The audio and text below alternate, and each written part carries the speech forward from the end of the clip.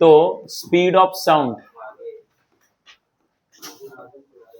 In air, speed of sound in air आपको याद होगा लास्ट लेक्चर में हमने कैलकुलेट किया था, it is gamma P upon rho, है ना। गैमा था आपका एडियाबेटिक कांस्टेंट 1.41 आया था, प्रेशर पी की वैल्यू हमने कैलकुलेट कर ली थी, रो भी ये सब हमने कैलकुलेट कर लिया था, तो हमारे पास आ गया था 332 आई गेस 9 आया था मीटर पर सेकेंड, 3 आया था क्या, ओके ऐसा कुछ आ गया था इन द लास्ट लेक्चर, ठीक है। तो आज ध्यान देना आप यहाँ पे, तो next part, okay next part आपको जो सीखना है वो है effect of factors affecting speed of sound, sorry factors affecting speed of sound, मतलब which are the physical quantities और विच आर द फैक्टर्स जिनके कारण साउंड की स्पीड जो है वो चेंज हो जाती है,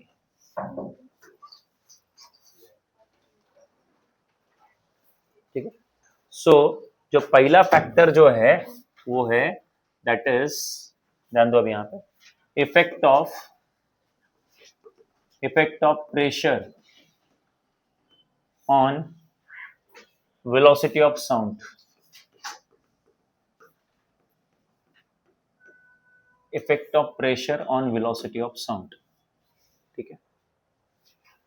अगेन ये इंपॉर्टेंट टॉपिक है, अगर आपके कॉलेज के एग्जाम में अगर ये टॉपिक आने वाला है तो this is important, effect of pressure on velocity of sound, okay.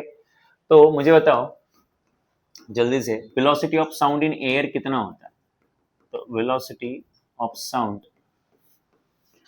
In air होता है v is equal to gamma p upon rho, कितना होता है,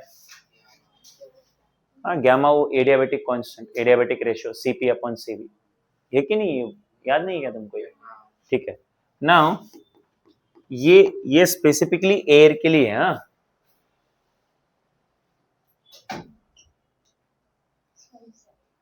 हाँ जा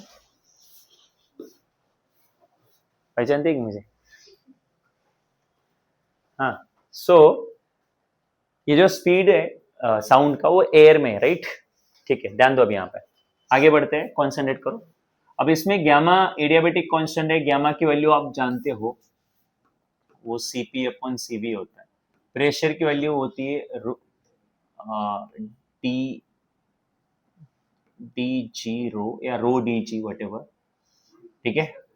नहीं तुमको याद है, या फिर तुमने ऐसा लिया होगा एच डी जी लिया होगा, height of mercury D density of mercury G acceleration due to gravity, और जो रो है रो था डेंसिटी ऑफ एयर, ये लिखने की जरूरत नहीं, बस याद दिला रहा हूं डेंसिटी ऑफ एयर।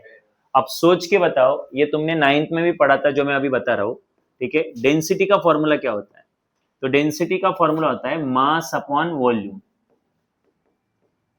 ठीक है। किसी भी ऑब्जेक्ट की अगर डेंसिटी आपको चाहिए तो उस ऑब्जेक्ट का मास डिवाइडेड बाय उस ऑब्जेक्ट का वॉल्यूम, स्टैंडर्ड फॉर्मूला है।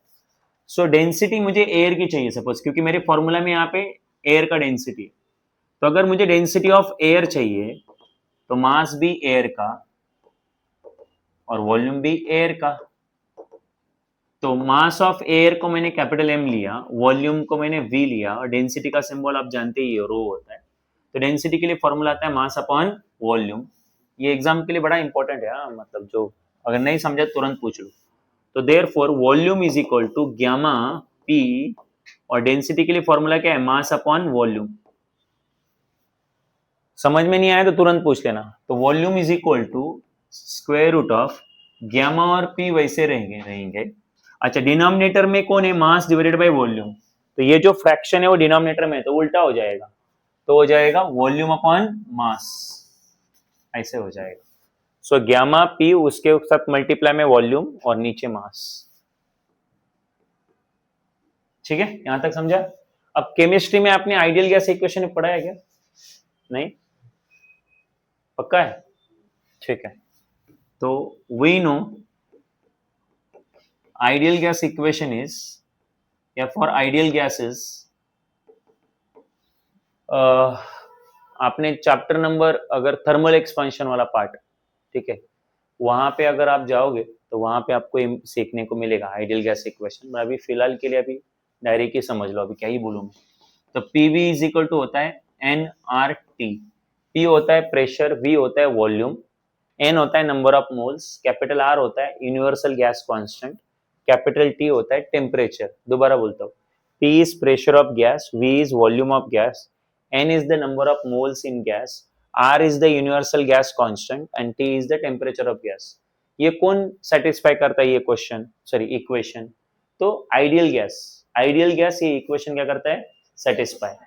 तो फिर गैस के लिए आप ऐसे समझो कि गैस के लिए इक्वेशन यूज कर सकते हैं, इतना याद रखो।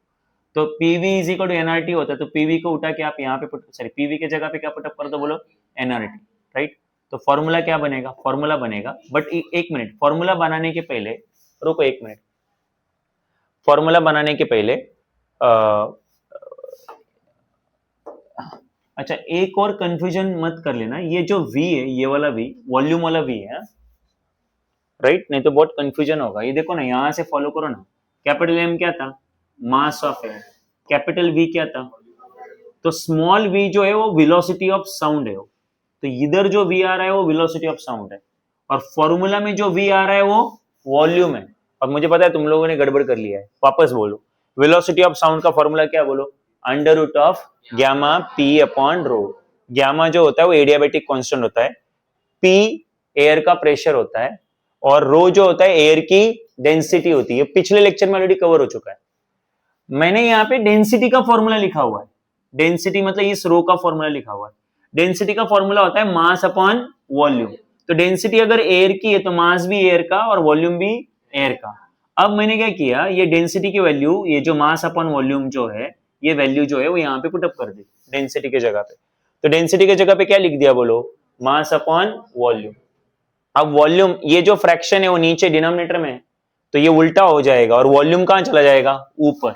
तो ये जो v है वो वेलोसिटी वाला v है, और ये वाला v जो है वो वॉल्यूम वाला v है, ठीक है। लिखते टाइम एक काम करो, इसको छोटा ड्रॉ, इसको छोटा लिखो और इसको थोड़ा बड़ा लिखो, सो दैट कंफ्यूजन ना रहे। अब वो वॉल्यूम कहां जाएगा, ऊपर न्यूमरेटर में। तो adiabatic constant multiply by pressure of gas into volume of gas divided by mass of gas, ये आया आपकी वेलोसिटी ऑफ साउंड, ठीक है। अब एक काम करो, हमें पता है कि आइडियल गैस के लिए पीवी इज इक्वल टू कितना होता है, बोलो NRT, pressure into volume is equal to NRT. P जो होता है, पी डरो मत, पी जो होता है वो होता है प्रेशर ऑफ गैस, वी क्या होता है, बोलो volume of gas, capital V, हाँ। स्मॉल एन क्या होता है, बोलो नंबर ऑफ मोल्स, है ना, कितने मोल्स है तुम्हें पता है ना, 6.022 इंटू 10⁻23, इतने मॉलिक्यूल्स को मिला के क्या बोलते हैं, नंबर ऑफ मोल, एक मोल बोलते हैं। तो ऐसे कितने मोल्स है, और कैपिटल आर जो है वो यूनिवर्सल ग्रेविटेशनल कांस्टेंट है, capital R is universal gravitational constant, और जो कैपिटल टी जो है वो टेम्परेचर ऑफ गैस है, ठीक है। ये हमारे चैप्टर नंबर थर्मल एक्सपेंशन वाले चैप्टर में ये कवर होता है, ठीक है। बट अभी तुम एग्जाम की वजह से डायरेक्टली मुझे साउंड के ऊपर लेके आए हो, इसलिए अभी ये तुम्हें पता नहीं, तो अभी ये डायरेक्टली कंसिडर करना पड़ेगा, ठीक है। यहां तक क्लियर है। तो अभी ये सारी चीजें यहाँ पे उठा के पीवी के जगह पे उठा के पुटअप कर देंगे, और उसके पहले मुझे तुम्हें ये समझाना है कि ध्यान दो, मैं क्या बोल रहा हूं। तो एन क्या है, number of moles in gas, R है यूनिवर्सल ग्रेविटेशनल कांस्टेंट, बराबर है। अब एक काम करो, आप लोग गैस का एक सैंपल ले लो, सैंपल समझता है, सपोज इस ये जो कंटेनर है, इस कंटेनर में गैस को भर दो, भर दिया अभी। तो अब क्या क्या फिक्स हो गया, इस कंटेनर में जो गैस है उसका मास फिक्स हो गया, उसका वॉल्यूम भी फिक्स हो गया, क्लियर है। अब अमाउंट ऑफ गैस फिक्स हो गया तो उसके नंबर ऑफ मोल्स भी क्या हुए, फिक्स हो गए। तो अब बताओ, नंबर ऑफ मोल्स कांस्टेंट, ये कैपिटल आर तो पैदा होते से ही कांस्टेंट था, वो ग्रेविटेशनल कांस्टेंट जैसा है। तो कैपिटल आर जो है वो गैस के लिए कांस्टेंट है, ठीक है, वो हमेशा ही कांस्टेंट रहता है। कौन, कैपिटल आर। तीन वेरिएबल है गैस के, एक है प्रेशर, दूसरा है वॉल्यूम और तीसरा है टेम्परेचर। तो अगर टेम्परेचर कांस्टेंट है, मैं बोल रहा हूं अगर, हाँ इफ बोल रहा हूं, ठीक है, नहीं तो तुम बोलोगे टेम्परेचर क्यों कांस्टेंट है, कोई सोचने लग जाएगा। I am just saying if, if temperature is constant, बाकी दोनों तो नेचुरली कांस्टेंट है। सो टेम्परेचर अगर कांस्टेंट है और ये बाकी दोनों भी कांस्टेंट होते ही है नेचुरली, तो पूरा राइट हैंड साइड क्या हो जाएगा? कांस्टेंट। और राइट हैंड साइड कांस्टेंट आ जाएगा तो प्रेशर मल्टीप्लाई बाय वॉल्यूम भी क्या हो जाएगा? कांस्टेंट। तो अब मुझे बताओ, इधर ये P इंटू वी क्या आ जाएंगे? कांस्टेंट। और गामा की वैल्यू तो फिक्स ही होती है, मतलब वो भी कांस्टेंट है। कैपिटल एम तो मास होता है, वो कभी क्या नहीं होता? चेंज नहीं होता। मास तो हमेशा ही फिक्स होता है। तो पूरा का पूरा फॉर्मूला में जितनी भी क्वांटिटी हो क्या आ जाएगी? कांस्टेंट। और साउंड का स्पीड भी क्या आ जाएगा? कांस्टेंट, मतलब चेंज नहीं होगा। तुम बोलोगे समझाना क्या है आपको? अरे समझाना मुझे ये है कि अगर तुम्हारा टेम्परेचर कांस्टेंट है, क्या कांस्टेंट है? टेम्परेचर, तो तुम्हारी साउंड की स्पीड भी क्या होती है? कांस्टेंट होती है, राइट? तो मैं इधर लिख रहा हूं, if temperature is equal to constant. कैसे लिख रहा हूं देखो, इफ टेम्परेचर इज कांस्टेंट तो pressure multiply by volume is also constant. Okay, कैसे बोलो? जस्टिफाई करो इसको। टेम्परेचर को अगर मैंने फिक्स कर दिया, आर तो होता ही फिक्स है, एन तो होता ही फिक्स है, तो पूरी राइट हैंड साइड क्या हो गई? फिक्स, कांस्टेंट हो गई। तो राइट हैंड साइड कांस्टेंट है तो फिर लेफ्ट हैंड साइड भी क्या होगी? Constant. Of course P into V constant आएगा ना इधर, तो वही तो लिख रहा हूं, प्रेशर इंटू वॉल्यूम क्या हो गया? कांस्टेंट, बराबर है। अब ये नाउ तो देयरफॉर, तो अब मुझे बताओ, अगर प्रेशर मल्टीप्लाई बाय वॉल्यूम ये प्रोडक्ट कांस्टेंट है तो तुम्हारा स्पीड भी क्या हो जाएगा? तो स्पीड ऑफ साउंड मतलब v, वो भी क्या हो जाएगा? कांस्टेंट। तुम बोलोगे नहीं समझा सर, क्या कनेक्शन है इसमें? समझाता हूं, डरो मत, थोड़ा सोचो, तुम सोचते नहीं इसलिए समझ में नहीं आता। गामा होता है एडियाबैटिक कांस्टेंट, एयर के लिए फिक्स है वो 1.41, चेंज होता। मास ऑफ एयर, अरे कंटेनर में ले लिया ना उसको, क्या हो गया? कांस्टेंट। बचा कौन? P इंटू, वो भी रहेगा कांस्टेंट। अगर कौन कांस्टेंट है? टेम्परेचर।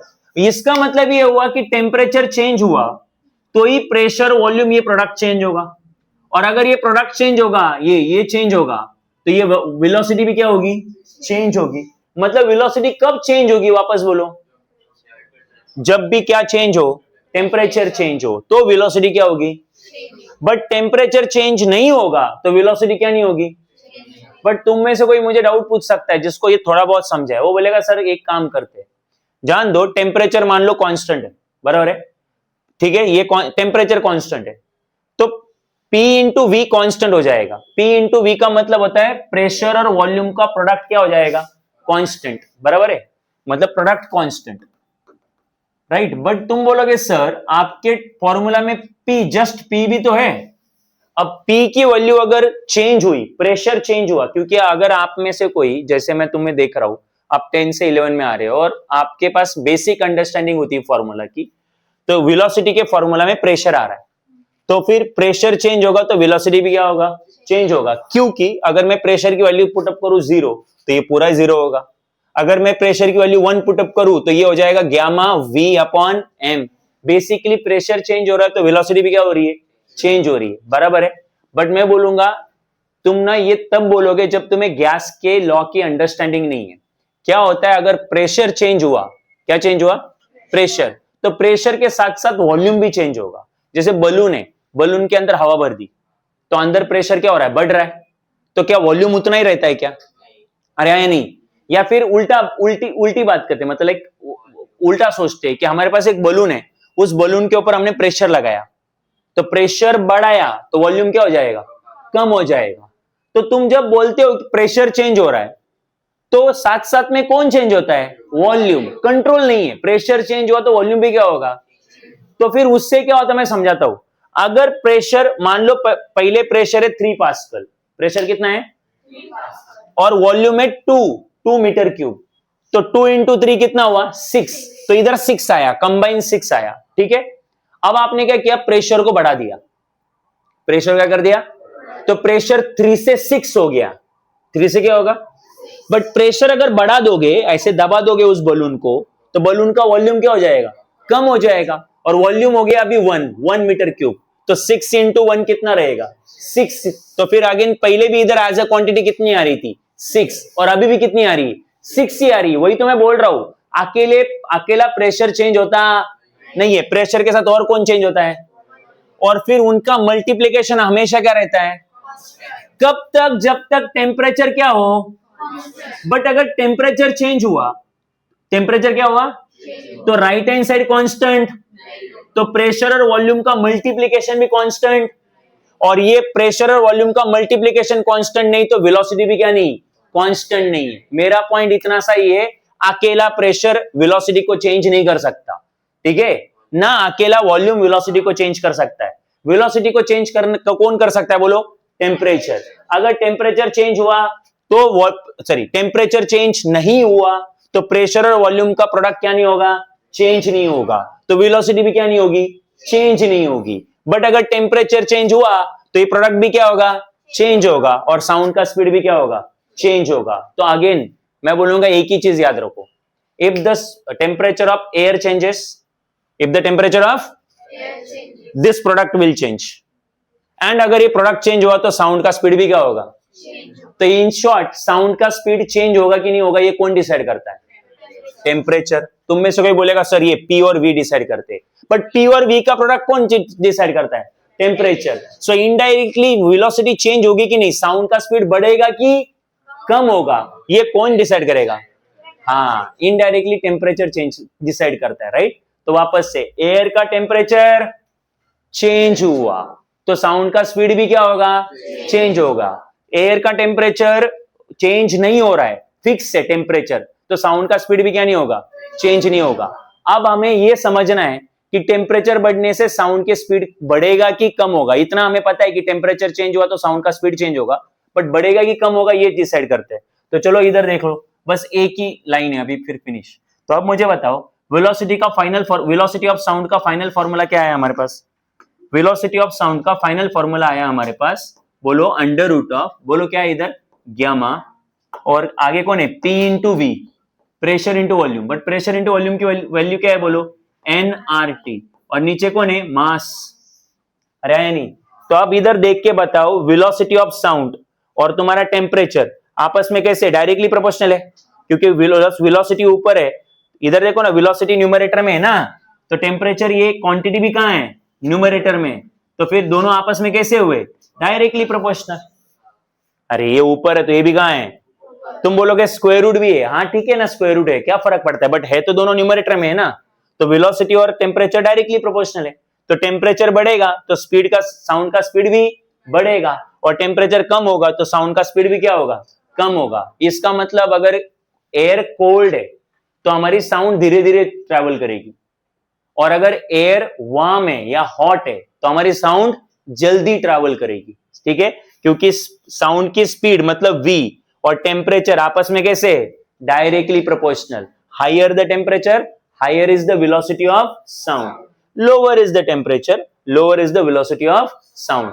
तो दोबारा ज्यादा कंफ्यूज मत हो, वापस स्पीड ऑफ साउंड को कौन चेंज करता है, तो हमें दिख रहा है प्रेशर है वॉल्यूम है, कोई सोचेगा सर प्रेशर वॉल्यूम चेंज करते हैं, मैं बोलूंगा नहीं यार, प्रेशर और वॉल्यूम को कौन डिसाइड करता है, प्रेशर और वॉल्यूम चेंज होंगे कि नहीं ये कौन डिसाइड करेगा। सो इस तरीके से वेलोसिटी ऑफ साउंड को इनडायरेक्टली कौन कंट्रोल करता है, temperature.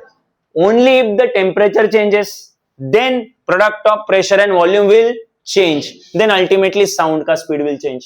But if temperature remains constant then this products also will remain, then speed of sound will also remain constant. तो बेसिकली साउंड के स्पीड को प्रेशर कंट्रोल नहीं करता, वॉल्यूम कंट्रोल नहीं करता, कौन कंट्रोल करता है, टेम्परेचर चेंज कंट्रोल करता है। Got it. तो नोट डाउन कर लो यहां पे और एक स्टेटमेंट लिख लो यहां पे।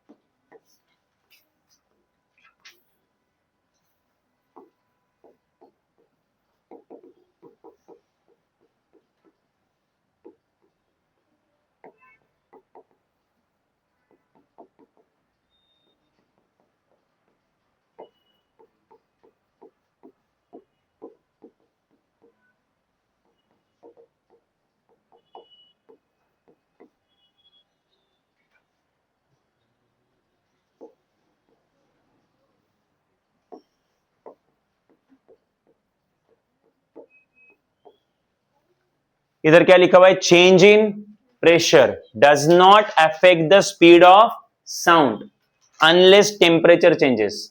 जब तक टेम्परेचर चेंज होता है तब तक प्रेशर कुछ नहीं कर सकता। प्रेशर चेंज भी हुआ तो फिर भी तुम्हारा स्पीड चेंज होने वाला नहीं है। और ऐसा कैसे, एक बार और ध्यान दो, प्रेशर अगर मान लो, इधर आन दो 2 मिनट के लिए, आप ये वाला एग्जांपल लेना, ये प्रेशर है, ये वॉल्यूम है, ठीक है।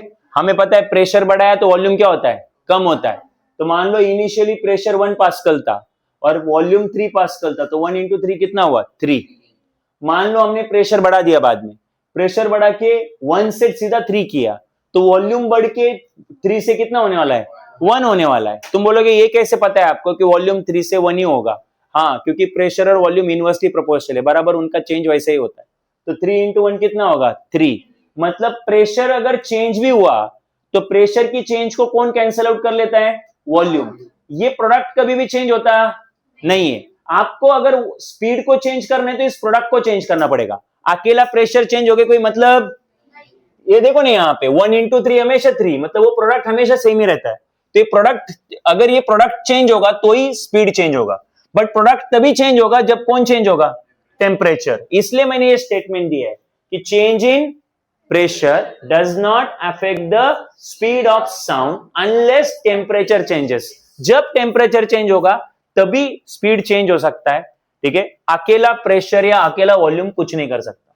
और वैसे भी प्रेशर और वॉल्यूम अकेला चेंज नहीं होता, प्रेशर चेंज हुआ तो वॉल्यूम भी चेंज होता है, बट उनका प्रोडक्ट कांस्टेंट रहता है, ठीक है। सो नोट डाउन कर लो। आप लोग कहां तक आ गए यहाँ पे, नोट डाउन कर ले यहाँ, और ये स्टेटमेंट लिख देना, ये सबसे इंपॉर्टेंट स्टेटमेंट है तुम्हारे एग्जाम के टाइम पे भी। तुम्हारे जो सेमेस्टर में जब एक चैप्टर रहेगा भाई, ये इंपॉर्टेंट पार्ट है, एग्जाम में आएगा है। ऐसा किसी पर्टिकुलर कॉलेज के लिए इंपॉर्टेंट नहीं, ओवरऑल इंपॉर्टेंट है।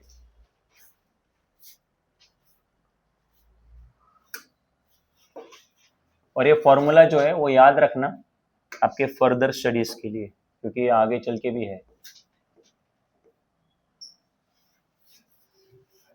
ले लो आगे।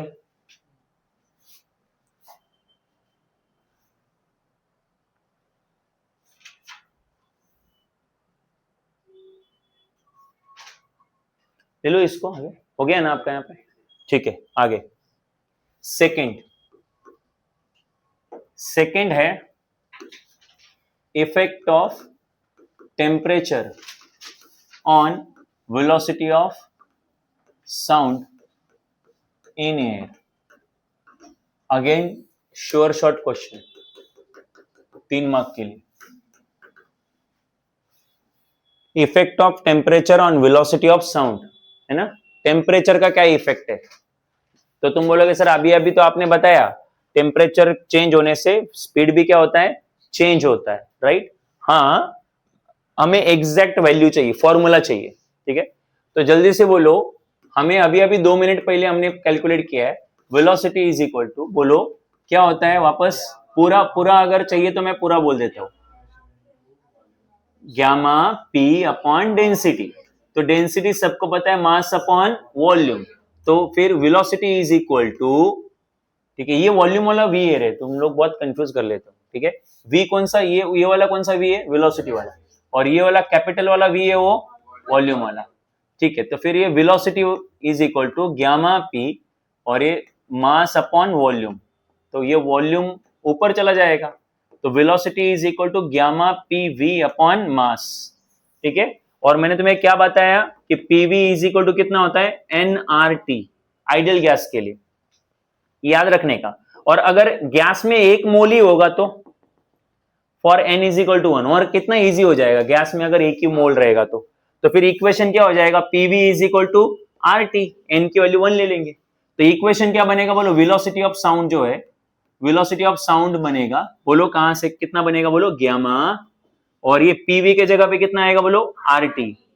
तो ये आरटी अपॉन नीचे एम, इस पीवी के जगह पे आरटी पुटअप किया। तो तुम यहां से भी शुरू कर सकते हो, डरो मत। बोलो यहां से कुछ डाउट है अभी यहां तक, ठीक है।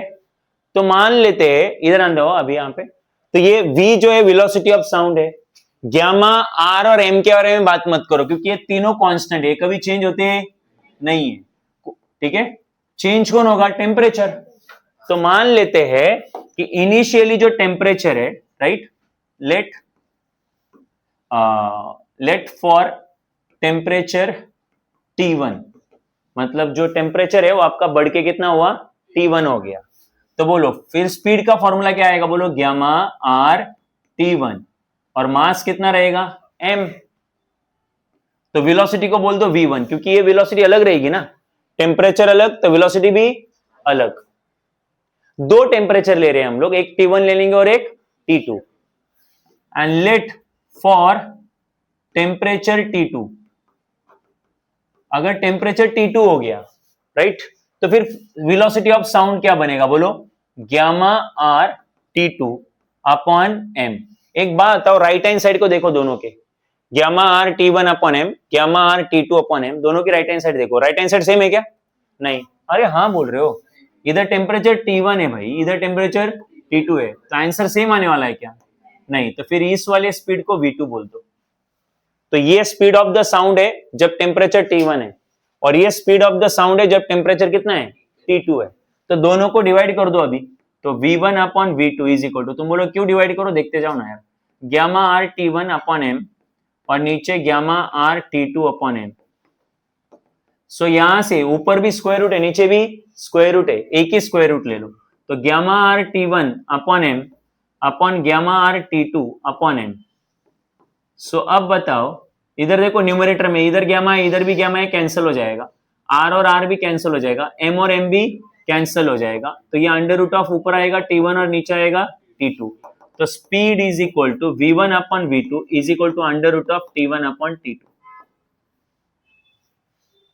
तुम बोलोगे उससे क्या पता चला, अरे उससे यही पता चला कि वेलोसिटी और टेम्परेचर कैसे डायरेक्टली प्रोपोर्शनल, ये न्यूमरेटर में, तो ये भी कहां है न्यूमरेटर में। अच्छा तुम ऐसा भी बोल सकते हो कि velocity is directly proportional to square root of temperature, square root of temperature, क्योंकि टेम्परेचर T1 न्यूमरेटर में है तो वेलोसिटी V1, V1 मतलब फर्स्ट केस, तो speed of the sound in the first case upon speed of the sound in second case is square root of temperature in the first case upon temperature in the second case. यहां से इतना ही confirm हो गया कि अगर temperature change होगा तो speed of the sound भी क्या होगा, चेंज होगा। एग्जैक्ट रिलेशन, ठीक है, exact relation between speed and temperature.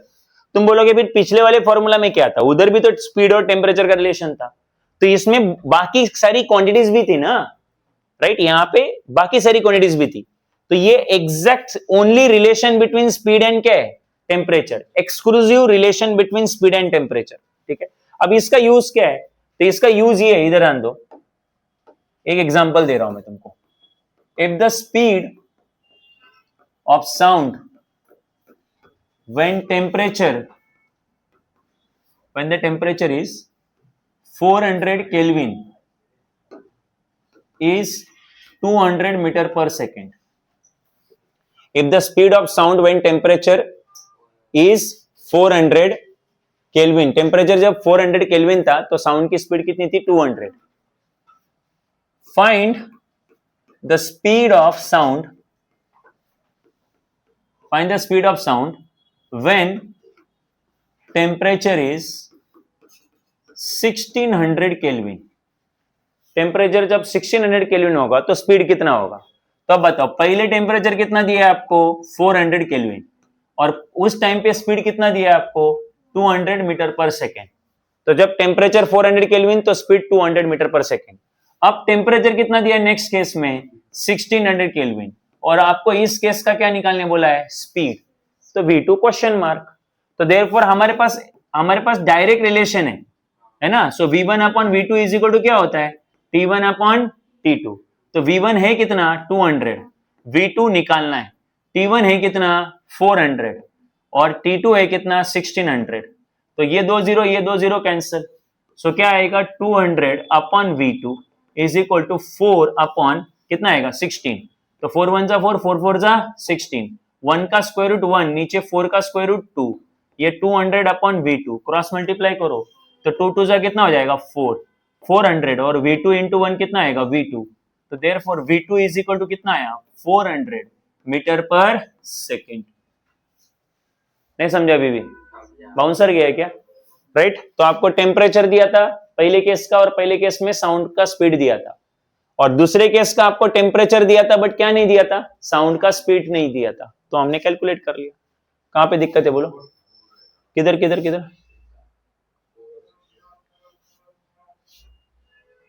हाँ ठीक है, बट ये कैलकुलेशन समझाएगा, क्वेश्चन समझ में आया क्या? क्या दिया आपको, अभी भी नहीं समझा? एक एक दो टेम्परेचर दिए थे, दो केसेस के टेम्परेचर दिए थे, बट स्पीड एक ही केस का दिया था। दूसरे केस का क्या निकालने बोला था, स्पीड, साउंड का स्पीड। तो जब साउंड की स्पीड, जब टेम्परेचर 400 केल्विन रहेगा तो साउंड की स्पीड कितनी थी बोलो, 200 मीटर पर सेकेंड। और जब टेम्परेचर 1600 केल्विन हो गया, बहुत ज्यादा हो गया, तो साउंड की स्पीड बढ़ के कितनी हुई बोलो, 400 मीटर पर सेकेंड। इस तरीके से इसमें और क्या क्वेश्चन आ सकता है, कभी कभी उल्टा क्वेश्चन आ सकता है, दो केस का स्पीड देंगे, एक केस का टेम्परेचर देंगे और दूसरे केस का टेम्परेचर निकालने बोलेंगे, फाइंड आउट करने बोलेंगे, तो ऐसे वेरिएशन हो सकते हैं, ठीक है, एग्जाम में।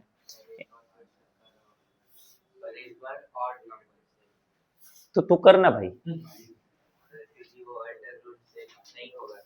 होगा, मैं बताता हूँ कैसे होगा। तो स्क्वायर, तो जिस टाइम पे अभी अभी इस बार मैंने नंबर एडजस्ट करके लिए थे, तेरा प्रॉब्लम क्या होगा कि जब 1 का रूट नहीं निकलेगा, 4 का रूट नहीं निकलेगा, तो क्या करूं, बराबर है, तो उस टाइम पे स्क्वायर कर दोनों तरफ का, क्या कर, तो रूट तो कैंसिल होगा ही होगा, सो क्यों डर रहा है इतना? हाँ चलेगा, क्लोजेस्ट आंसर निकाल लेने का। चलो यहां तक समझा क्या? ओके, सो अभी यहां से हमें क्या समझ में आ रहा है कि अगर टेम्परेचर चेंज होता है तो स्पीड भी क्या होता है, चेंज होता है। और स्पीड और स्पीड जो है वो टेम्परेचर से डायरेक्टली प्रोपोर्शनल है, बट स्पीड जो है वो टेम्परेचर के रूट से डायरेक्टली प्रोपोर्शनल है, रूट से, ठीक है। चलो कॉन्सेंट्रेट करो अब यहां पे।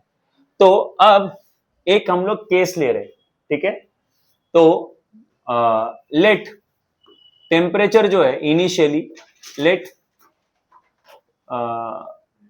V1 be the, let V1 be the speed of sound when temperature is 0 degree Celsius, ठीक है। दोबारा से क्या लिखा है, V1 be the speed of sound when temperature is 0 degree Celsius, and let V2 be the speed of sound when temperature is T degree Celsius. समझने की कोशिश करो, पहले स्पीड कितना था V1, जब टेम्परेचर कितना था 0 डिग्री सेल्सियस, बाद में टेम्परेचर 0 डिग्री सेल्सियस से बढ़ के कितना हो गया T डिग्री सेल्सियस, तो स्पीड क्या उतना ही रहेगा क्या, वो भी बढ़ के कितना हुआ बोलो, V1 से V2, इधर ध्यान दो। तो therefore at टेम्परेचर, मतलब T1 जब टेम्परेचर था, T1 टेम्परेचर मतलब कितना 0 डिग्री सेल्सियस, जब टेम्परेचर 0 डिग्री सेल्सियस था तो आपका जो स्पीड है, स्पीड जो है आपका वो कितना था बोलो V1, ठीक है। और टेम्परेचर जो है बढ़ के T डिग्री सेल्सियस हो गया, तो स्पीड कितना हो गया बोलो, T डिग्री सेल्सियस हो गया टेम्परेचर, नया टेम्परेचर, तो स्पीड कितना हो गया आपका V2। यही इंफॉर्मेशन मैंने ऊपर लिखी हुई है, बराबर है। बट आपको ये पता है क्या कि टेम्परेचर का एक्चुअल यूनिट जो SI यूनिट जो है, एक्चुअल तो गलत बोल रहा हूं, SI यूनिट जो है वो डिग्री सेल्सियस नहीं है, केल्विन है। और डिग्री से सेल्सियस में कैसे कन्वर्ट करते हैं, सॉरी डिग्री सेल्सियस से केल्विन में कैसे कन्वर्ट करते हैं, तो सीख लो। हाँ, 273 से ऐड करेंगे, जितना भी टेम्परेचर है उसको कितने से ऐड करो, 273, एक्चुअली 273.15 होता है, बट हम लोग अप्रोक्सीमेट वैल्यू लेते हैं, कितना लेते हैं हम लोग 273। तो जिस भी टेम्परेचर को, जो भी टेम्परेचर डिग्री सेल्सियस में है, उसमें अगर 273 ऐड कर दिया तो आपका यूनिट जो आएगा वो किस में आएगा, केल्विन में आएगा। ये कुछ ऐसा हुआ कि अगर आपको 1 मीटर को सेंटीमीटर में कन्वर्ट करना है तो आप 100 से मल्टीप्लाई करते हो, मीटर को सेंटीमीटर से सेंटीमीटर में कन्वर्ट करना है तो किससे मल्टीप्लाई करते हो, 100 से, ठीक। वैसे ही डिग्री सेल्सियस से केल्विन में कन्वर्ट करना है तो 273 से ऐड करते, कितने से, बट तुम में से अगेन कोई बोलेगा सर फिर कन्वर्ट करना ही क्यों है, वो इसलिए क्योंकि टेम्परेचर का SI यूनिट जो है वो डिग्री सेल्सियस नहीं है, वो क्या है, केल्विन है। तो आपको सारे कैलकुलेशन किसमें करने होते, केल्विन में, राइट। तो चलो मैं अभी इसको डिग्री सेल्सियस से केल्विन में कन्वर्ट कर रहा हूं। तो 0 डिग्री सेल्सियस को 0 को 273 से ऐड करूंगा तो आंसर कितना आएगा 273 केल्विन। मतलब पहला टेम्परेचर केल्विन में कितना हुआ बोलो 273, और दूसरा टेम्परेचर जो है वो T डिग्री सेल्सियस है। मतलब T का मतलब पता नहीं कितना, may be 10 degree Celsius, may be 20 degree Celsius, may be 30 degree Celsius, we don't know कि वो डिग्री सेल्सियस में एग्जैक्टली कितना है। तो उसको भी T में प्लस 273 ऐड कर दो तो वो भी केल्विन में हो जाएगा। तो अब आपके पास दोनों टेम्परेचर केल्विन में आ गए। अब आप लोग वो फॉर्मूला लगा सकते हो, आपके पास जो फॉर्मूला है, ठीक है। कौन सा फॉर्मूला आपके पास बोलो, V1 upon V2 is equal to under root of T1 upon T2। तो जल्दी से बोलो V1 upon V2 is equal to T1 है कितना भाई, T1 है 273 और T2 कितना है तो T प्लस 273।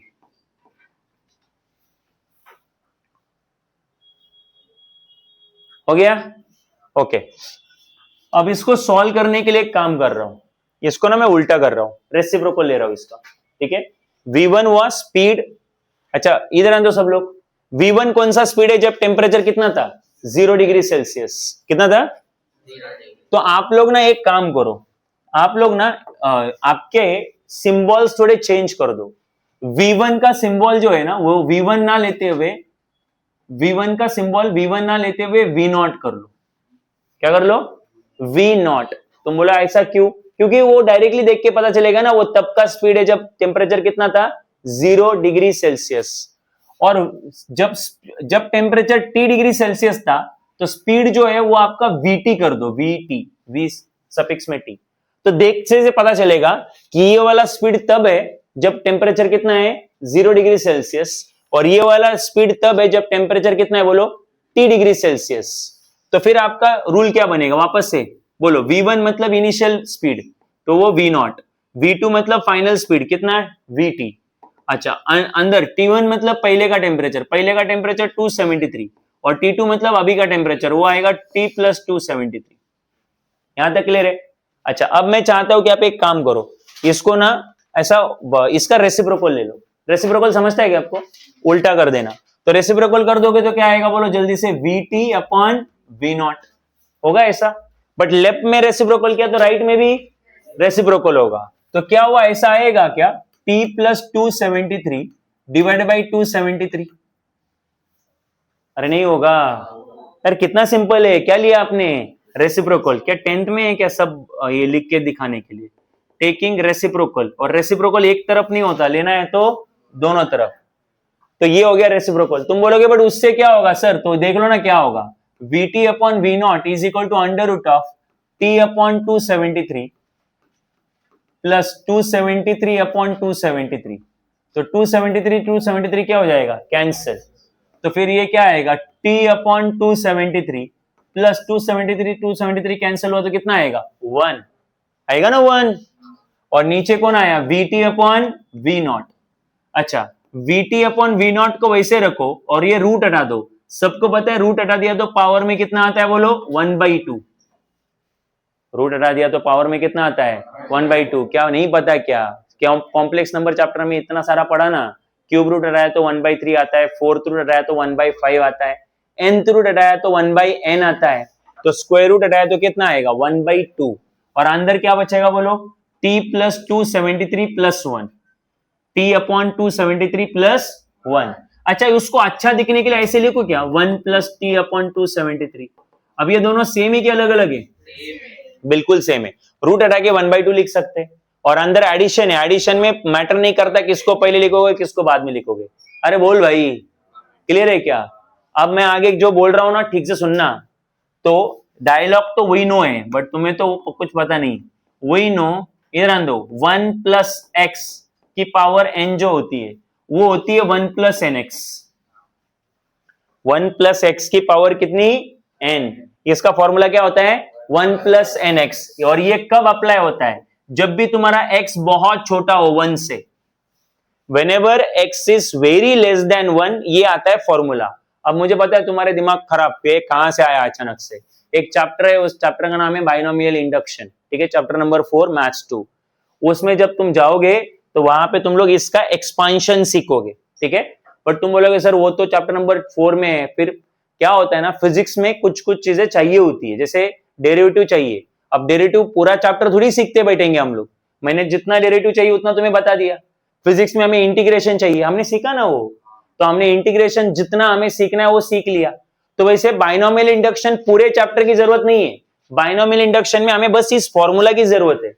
तो तुम्हें इस फॉर्मूला का अंडरस्टैंडिंग आ गया, आप अप्लाई कर सकते हो। तो फॉर्मूला का अंडरस्टैंडिंग में तुम्हें दे रहा हूं, बस तुम इधर ध्यान दो। ये फॉर्मूला कब अप्लाई होता है सुन लो, जब भी एक दो टर्म में से एक टर्म वन हो। क्या हो? वन। तो है क्या इधर एक टर्म वन है, और जो बचा हुआ है उसको एक्स बोलते हैं हम लोग। तो इधर एक्स का काम कौन कर रहा है बोलो? T upon 273, T upon 273। आगे सुनना, जो बचा हुआ है वो वन से छोटा होना चाहिए, ये जो नंबर है वो वन से छोटा होना चाहिए, बराबर है। अब मुझे बताओ ये नंबर वन से छोटा रहेगा कि नहीं रहेगा? तुम बोलोगे सर कहां है यार, हमको नहीं लग रहा है ये छोटा, हमें समझ में भी नहीं आ रहा है ये छोटा है कि नहीं। अरे भाई नीचे 273 है ना, और ऊपर कौन है? टेम्परेचर है। अब टेम्परेचर की सबसे कम वैल्यू क्या है? 0 डिग्री है ना। अब 0 डिग्री अगर मैं इधर लिखूं तो इधर क्या आएगा? 273 आएगा। क्या आएगा? 273, बराबर है। अगर टेम्परेचर की वैल्यू मैंने 1 डिग्री ली, कितनी ली? 0 से 1 ग्रेटर, तो आपको पता है इधर ऊपर आएगा 1 + 273, कितना आएगा? तुम बोलोगे क्यों सर? क्योंकि जितना भी टेम्परेचर डिग्री सेल्सियस में होता है उसमें 273 क्या होता है? ऐड होता है। अगर तुम्हें यह भी नहीं समझ में आ रहा तो मैं तुम्हें ऐसे समझाता हूं। मुझे बताओ 0 डिग्री सेल्सियस टेम्परेचर ज्यादा कि T डिग्री सेल्सियस टेम्परेचर ज्यादा? T डिग्री सेल्सियस, क्योंकि ये बढ़ के लिया था ना। मान लो T की वैल्यू 10 डिग्री सेल्सियस है, कितनी दे रहेगी? 10। तो इधर क्या? अच्छा ये T जो है वो कितना आएगा फिर? तो ये T 10 नहीं आएगा, ये T आएगा 10 + 273, कितना आएगा? क्योंकि ये टेम्परेचर केल्विन में है ना। केल्विन में कितना टेम्परेचर होता है? जितनी भी वैल्यू आप डिग्री में लोगे उसमें 273 प्लस होके आता है। तो ये वैल्यू 273 से ज्यादा रहेगी कि 273 से कम रहेगी? क्योंकि इस वाले टेम्परेचर में हमेशा कौन ऐड होता है?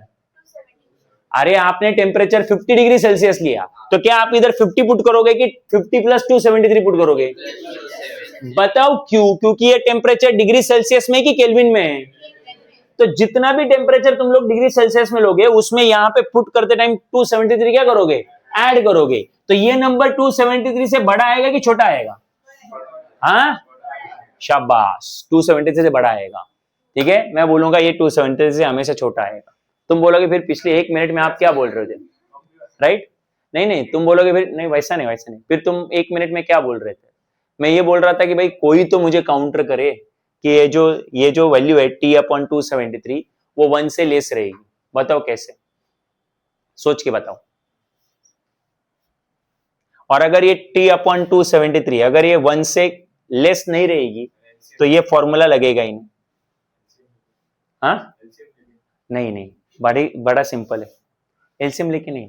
मैं बस इसकी बात कर रहा हूं जिसको मैंने यहाँ पे ये किया है। पर अरे एक बात बताओ, ठीक से सोच के बताना, तुमने जो टेम्परेचर लिया है यहाँ पे देखो, ये टी टेम्परेचर जो लिया है टी, ये स्मॉल टी, इसको ऑलरेडी किस में कन्वर्ट कर दिया है? केल्विन में ऑलरेडी कन्वर्ट किया है। अरे आया ना, तो ये ऑलरेडी किस में है? केल्विन में। मतलब आपको केल्विन में कन्वर्ट करने की जरूरत, तो आपको बस 1 2 3 जितना भी इधर पुटअप करते आना है। नहीं समझा? मतलब this temperature is already converted into, कहां? इधर देखो, इधर देखो, देखो T डिग्री सेल्सियस था, T was already added by, मतलब T के साथ ऑलरेडी कितना ऐड कर दिया था, और ये ऑलरेडी किसमें, ये पूरा ऑलरेडी किसमें कन्वर्ट हुआ है? केल्विन में हुआ है। बट T की वैल्यू बताओ ना कितनी है? तो T की वैल्यू 1 रहेगी, 2 रहेगी, 3 रहेगी। अरे 0 डिग्री सेल्सियस, तो T कितना हो सकता है? T हो सकता है 0 degree Celsius, 1 degree Celsius, 2 degree Celsius, 3 degree Celsius. अभी भी नहीं समझा मैं क्या बोल रहा हूं? T जो है वो कितना हो सकता है? वो 0, टेम्परेचर कितना होता है? 0 डिग्री सेल्सियस, 1 2 3। तो T की वैल्यू मिनिमम वैल्यू क्या हो सकती है? 0। ठीक, क्योंकि वो डिग्री सेल्सियस में है ना, तो T की मिनिमम वैल्यू हो सकती है 0, फिर 1, फिर 2, फिर 3 एंड सो ऑन, चलती जाएगी। बराबर है? तो T की मैक्सिमम वैल्यू इस रिजल्ट में हो सकती है 273, क्योंकि 273 से T अगर बड़ा होगा, T 273 से क्या होगा?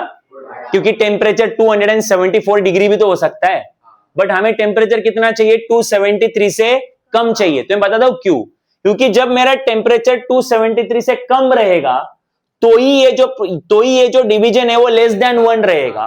क्या रहेगा, 1 से कम। और जब ये मेरा डिवीजन 1 से कम रहेगा तो ही मैं ये फॉर्मूला अप्लाई कर सकता हूं, नहीं तो ये फॉर्मूला अप्लाई होता नहीं है। दोबारा सुनो, ये फॉर्मूला क्या है, 1 प्लस एक्स का पावर n, कितना आता है वो 1 प्लस एन एक्स, मतलब जो पावर है उठा के किसको मल्टीप्लाई कर दो, x को, ठीक।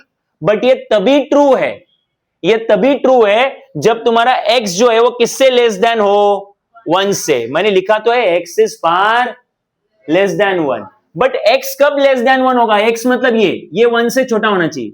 ये 1 से तभी छोटा होगा जब ऊपर किससे छोटा नंबर आएगा, 273 से छोटा नंबर आएगा। मतलब मैं जो तुम्हें समझा रहा हूं वो तभी पॉसिबल है जब टेम्परेचर किससे कम हो, 273 से कम हो। अगर टेम्परेचर 273 से ज्यादा होगा तो इसके आगे मैं जो भी बताऊंगा वो करेक्ट नहीं है, वो रॉन्ग है, राइट। तो ये जो मैं अभी बताने जा रहा हूं, दिस इज पॉसिबल ओनली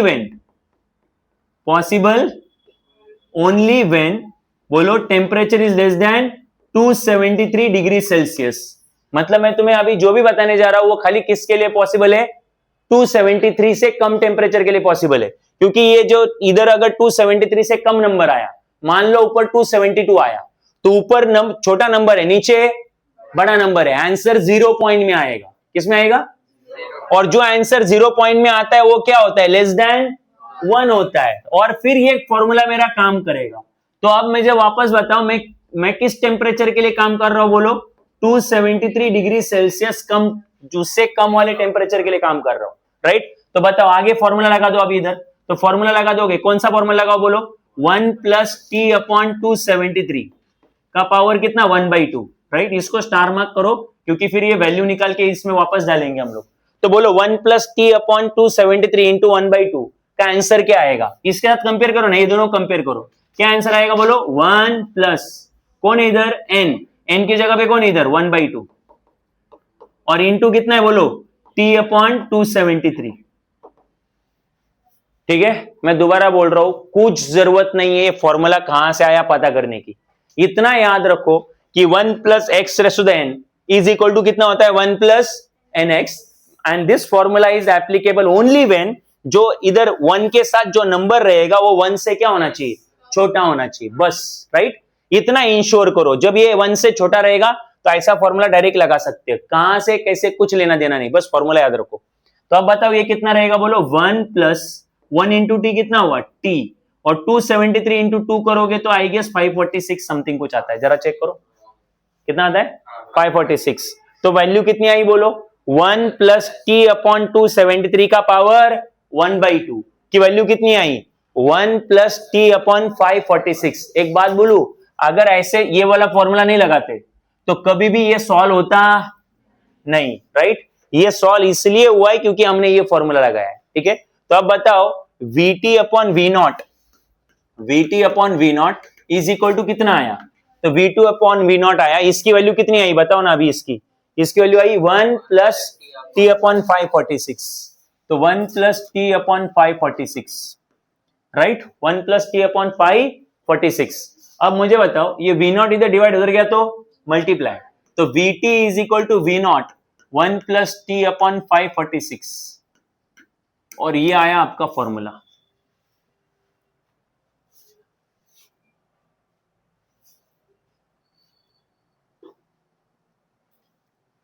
हो गया।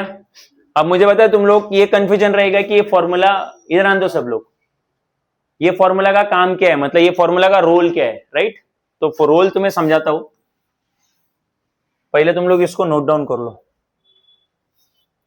कहां से नहीं समझा बोलो वापस, हाँ, टेम्परेचर कितना था, तो स्पीड कितना था, वी नॉट नॉट रीड करते इसको, टेम्परेचर बढ़ के कितना हो गया, तो स्पीड बढ़ के कितना हुआ, Vt।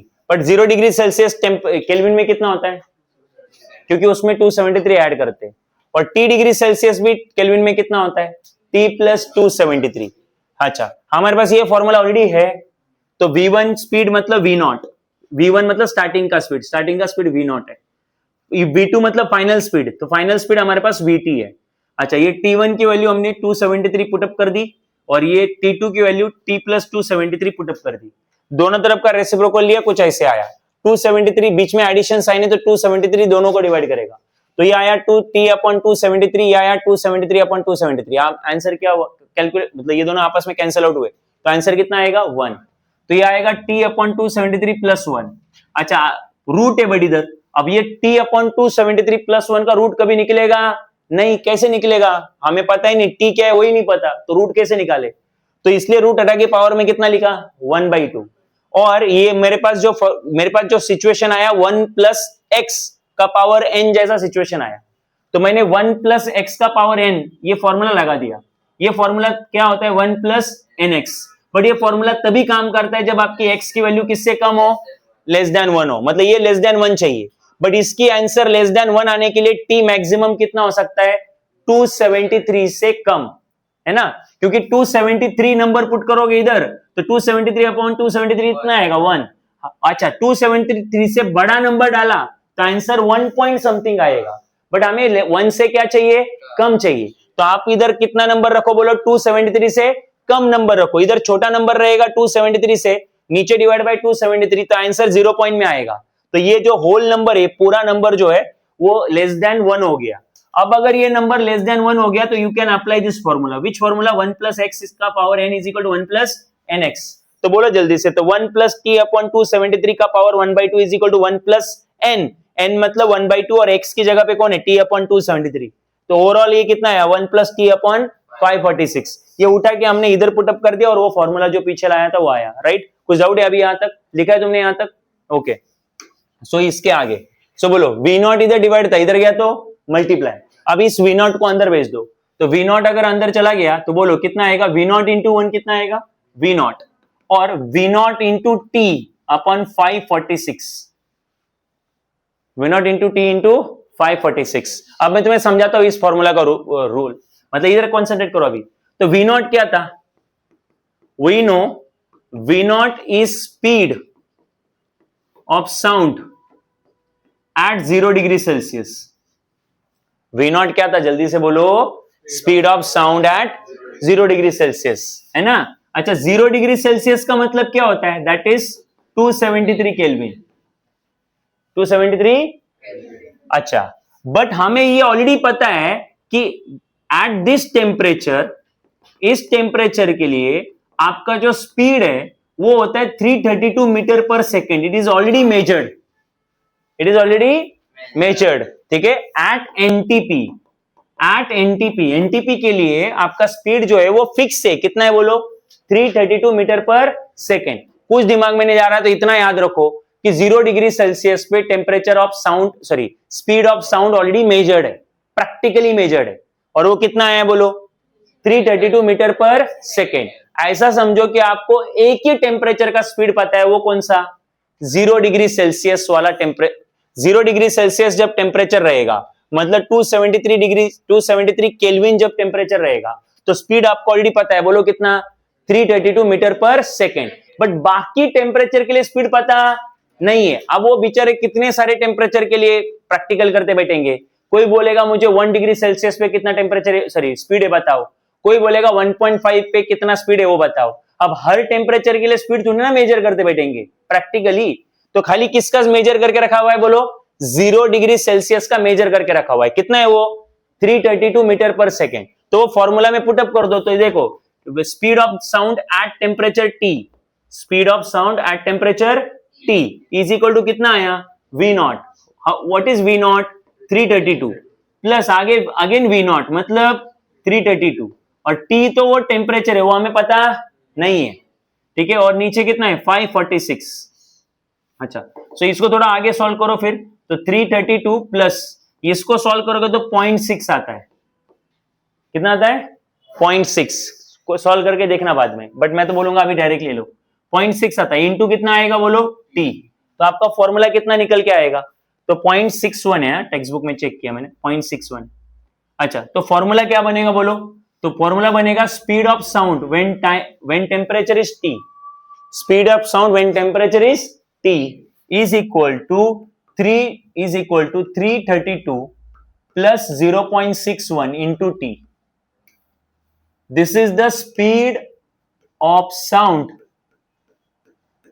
when temperature is t degree Celsius. Temperature कितना रहेगा? t degree Celsius, right. अब इसका यूज समझ लो. यूज ये है कि आपको एग्जाम में क्वेश्चन आएगा, find speed of sound when temperature is 10 degree Celsius. Temperature कितना है? 10 डिग्री सेल्सियस, राइट. सो डायरेक्टली तुम लोग क्या करोगे? देखो इधर डायरेक्टली फॉर्मूला लिखोगे. आपको ये v1 upon v2 is equal to root t1 upon t2 ये सब करने की जरूरत नहीं है. डायरेक्टली फॉर्मूला लिखो, आगे लिखो 332, फिर आगे लिखो 0.61 और डायरेक्टली वो टेम्परेचर लिख दो. कितना दिया है टेम्परेचर? 10. तुम बोलोगे केल्विन में कन्वर्ट नहीं करेंगे क्या? बिल्कुल नहीं. क्यों नहीं? क्योंकि ये जो टी है, ये वाला टी, ये ऑलरेडी डिग्री सेल्सियस में था. हाँ, और हमने उसको केल्विन में कन्वर्ट कर लिया है ओरिजिनल फॉर्मूला में. तो हमें कोई और कुछ करने की जरूरत नहीं है. उसको ऐसे ही रख दो, जैसा दिया है वैसे रख दो.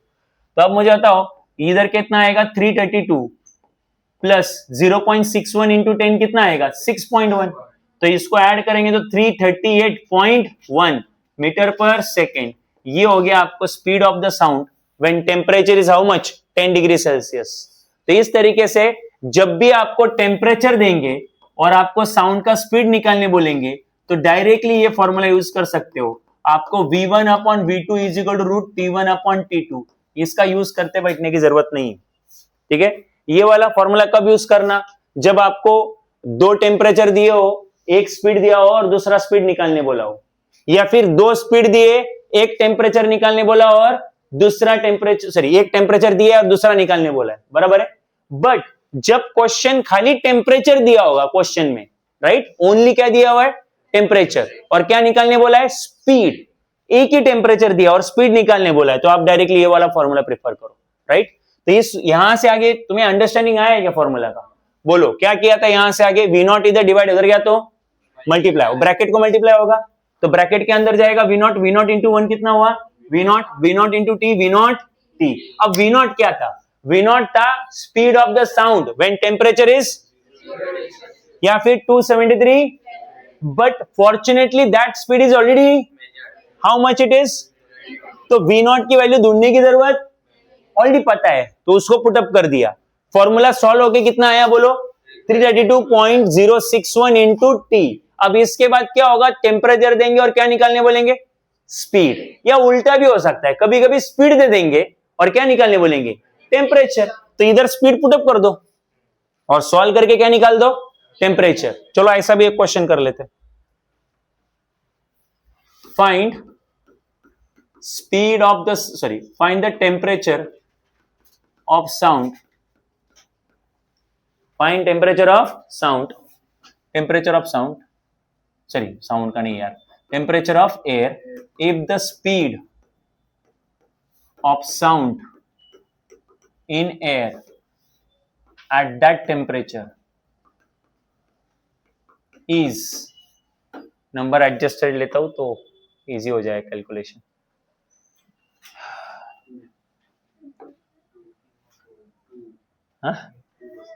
Q2 क्यों? जस्ट 2. कैलकुलेशन कैसे करेगा?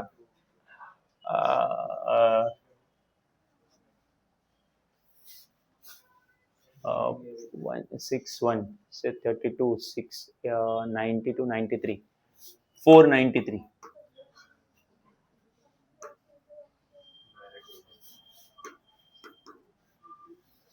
ठीक है. Find temperature of air if speed of the sound in air at that temperature is 493 metre per second. तो मैंने तुम्हें क्या दिया है बोलो? स्पीड दिया हुआ है और उस स्पीड के रिलेवेंट में कितना टेम्परेचर था वो पता करना है. ठीक है. तो फॉर्मूला क्या बोलता है हमें? फॉर्मूला होता है speed of sound at temperature T is equal to 332 plus 0.61 into T. तो Vt की वैल्यू पुटअप करो. कितनी Vt की वैल्यू बोलो? 493. अरे स्पीड एट टेम्परेचर T है ना, कितना बोलो 493। इस बार हमें VT दिया हुआ है, स्पीड दिया हुआ है, तो स्पीड पुटअप करो। सामने 332 प्लस 0.61 इंटू टी, तो 332 को इधर लेके आओ। 493 minus 332 is equal to 0.61 into T. दोनों का सब्ट्रैक्ट करो, कितना आया बोलो 161। और आगे कितना है 0.61 इंटू टी, राइट। अब 0.61 इधर डिवाइड है, सॉरी मल्टीप्लाइड है, इस तरफ आया तो डिवाइड, तो 161 डिवाइड बाई 0.61 अरे है नहीं, इज इक्वल टू कितना आएगा 10, है ना, सॉरी 10 नहीं आएगा, इज इक्वल टू टी, वो तो कैलकुलेट करना पड़ेगा।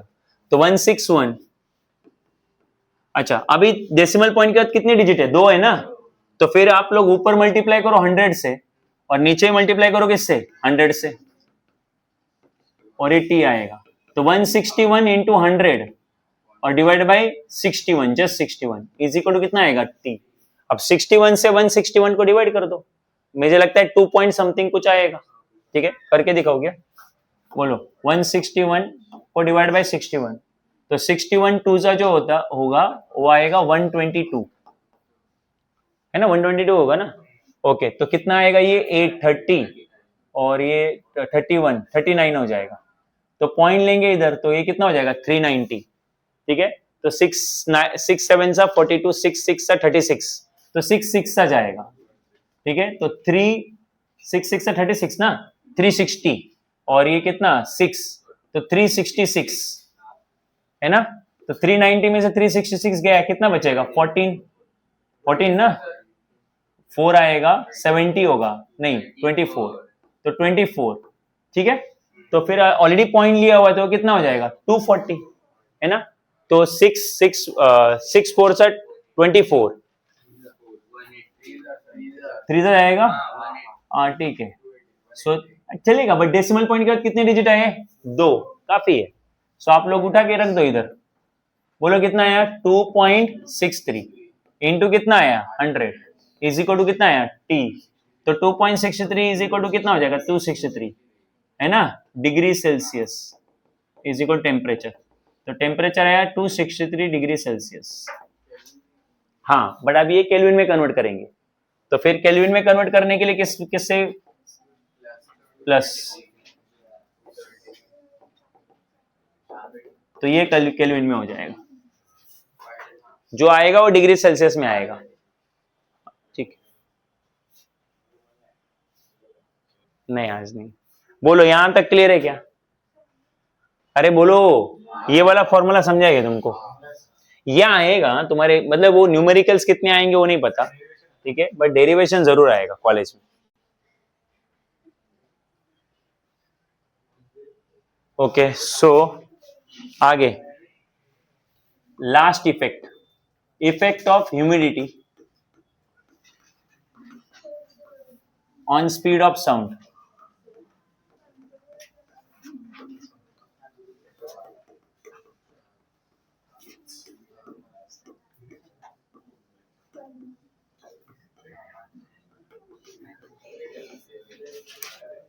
हाँ, लास्ट इफेक्ट, आवाज नहीं, लास्ट इफेक्ट जो है वो है effect of humidity on speed of sound.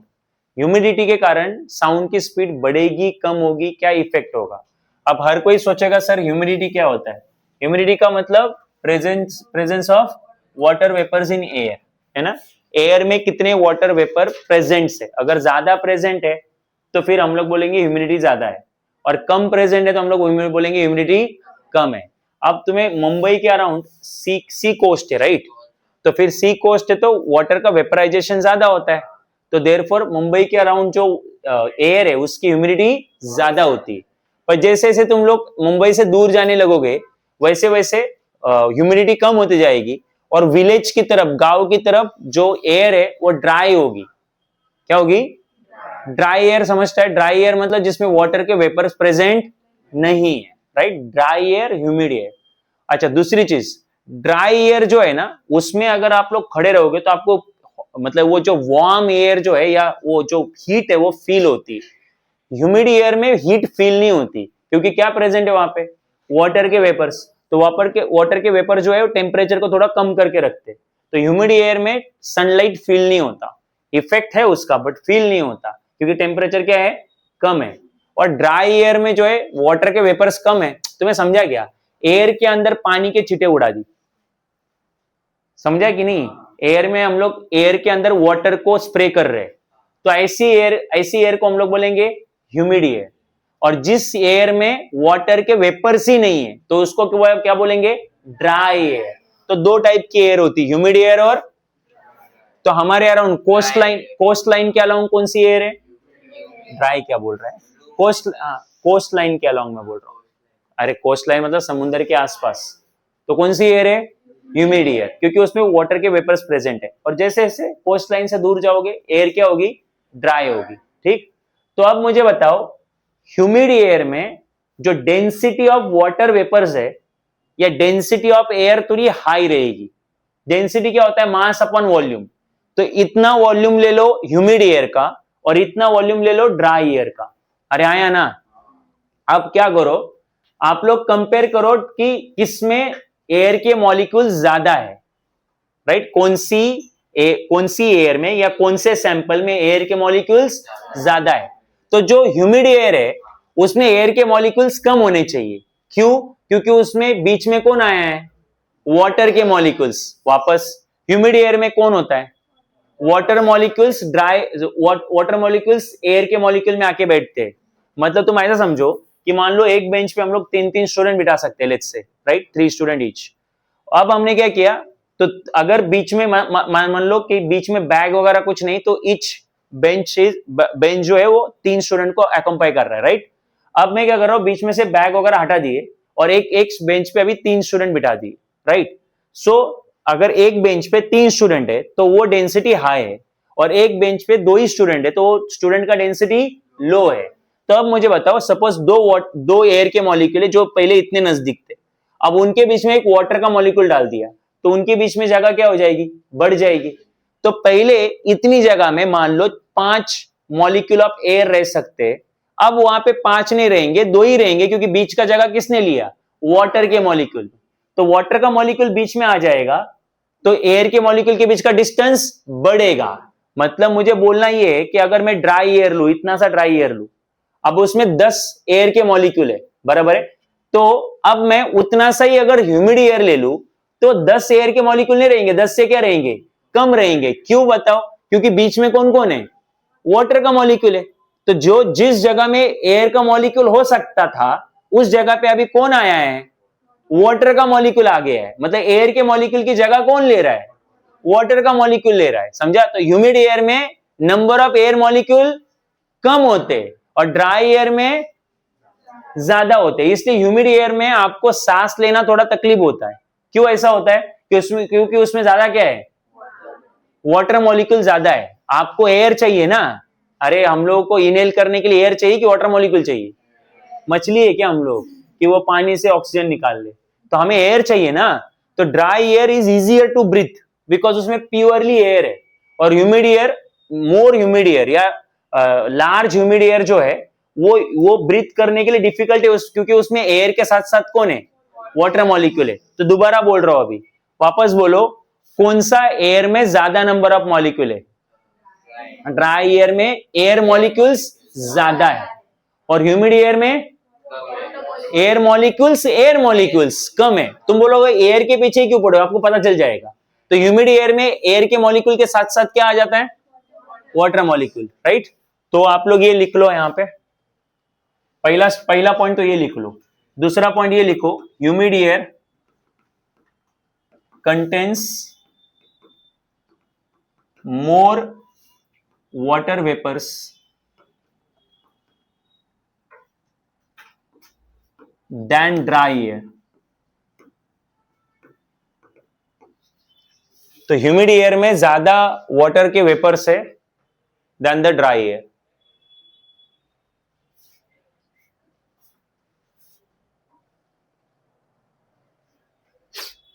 Humid air को आपके बुक में मॉइस्ट एयर भी बोलते हैं। Humid air is also called moist air. मतलब उसमें मॉइस्चर ज्यादा है, मॉइस्चर मतलब वाटर वेपर ज्यादा है।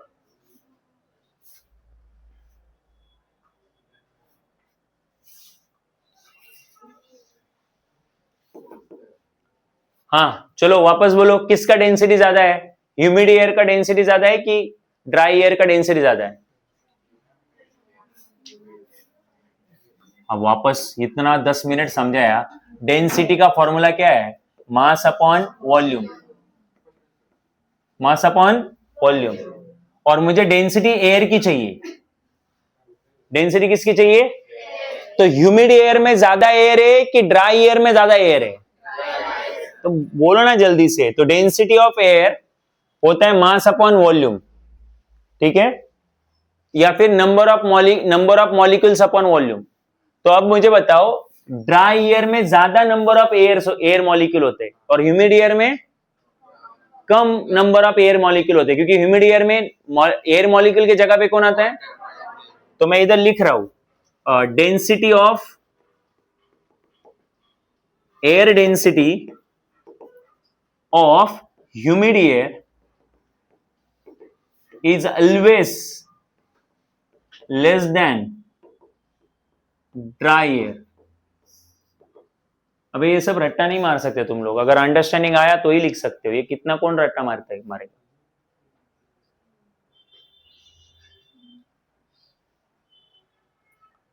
ठीक है, बोलो, air density of humid air is always less than the dry air.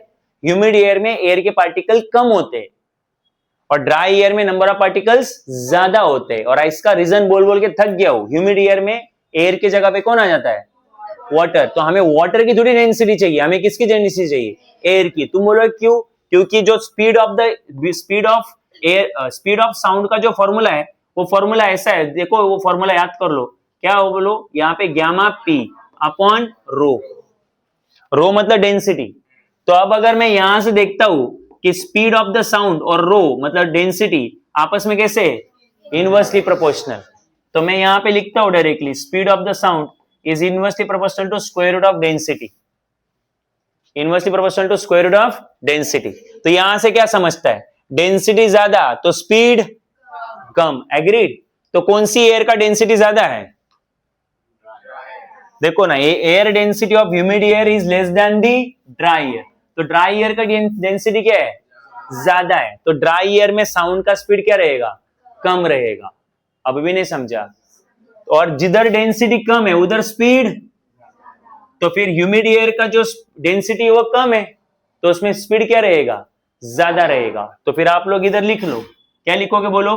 Speed और डेंसिटी आपस में इनवर्सली प्रोपोर्शनल है, तो आप ऐसा लिखोगे, density of humid air is less than the density of dry air। लिखा? Density of humid air is less than the density, rho मतलब density, density of dry air. और डेंसिटी और स्पीड का क्या रिलेशन है? डायरेक्टली प्रोपोर्शनल कि inversely proportional? ये क्या दिखता नहीं क्या? ये एक ऊपर है और एक कहां है? नीचे। कंफ्यूज क्यों हो रहे हो? सामने सामने होते तो क्या होते? Directly proportional. ऊपर नीचे होते तो इनवर्सली प्रोपोर्शनल। कंफ्यूज होने का भी एक लेवल होता है भाई, हर चीज में कंफ्यूज हो। सो फिर बोलो यहाँ पे क्या होगा? तो यहाँ तो डेंसिटी और स्पीड का बिहेवियर उल्टा है। हाँ, तो अब मैं यहाँ पे लिखते टाइम क्या लिखूंगा? Speed of humid air, speed of the sound in humid air is greater than the speed of the sound in dry air. ऐसा उल्टा क्यों किया? समझा ना? बिकॉज ये स्पीड और डेंसिटी आपस में कैसे है? Inversely proportional. तो जिसकी डेंसिटी कम उसका स्पीड ज्यादा।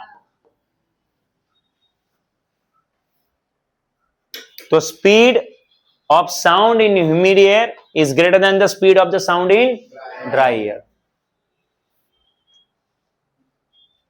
तो दो लोग खड़े, एक जन ड्राई एयर में खड़ा है, दोनों के बीच का एक ऑब्जर्वर और मतलब एक साउंड को प्रोड्यूस कर रहा है और एक साउंड को रिसीव कर रहा है ना, प्रोड्यूसर एंड रिसीवर।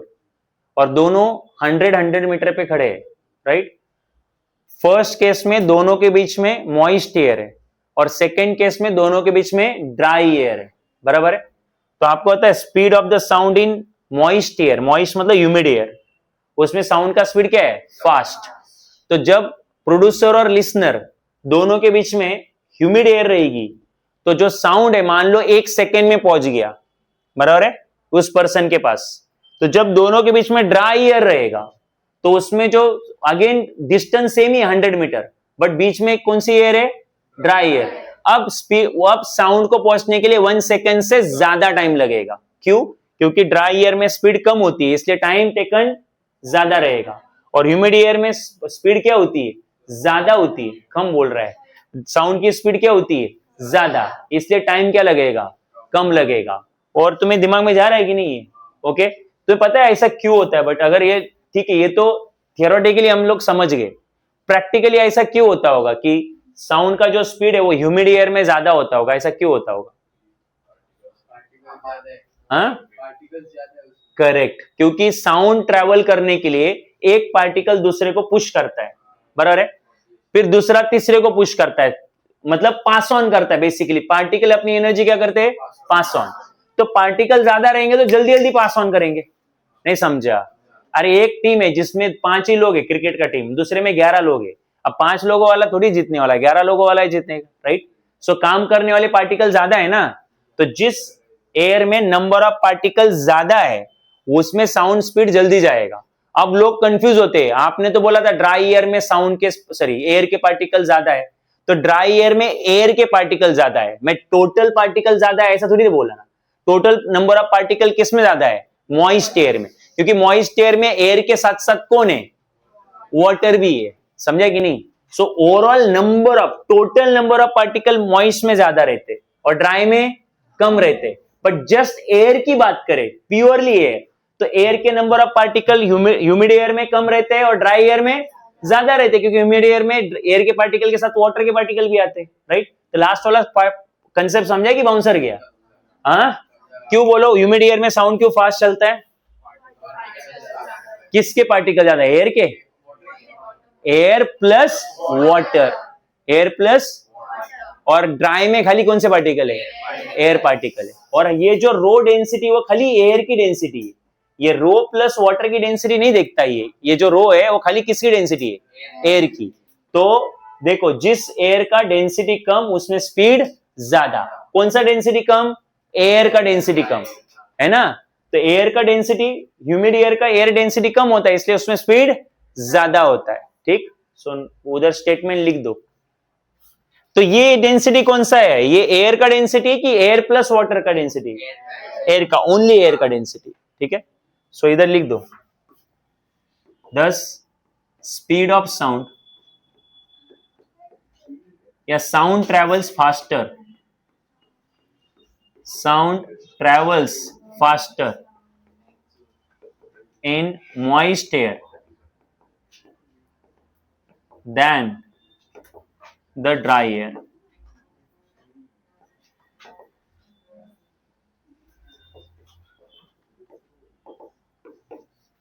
साउंड जो है मॉइस्ट एयर में फास्ट चलता है, ड्राई एयर में स्लो चलता है।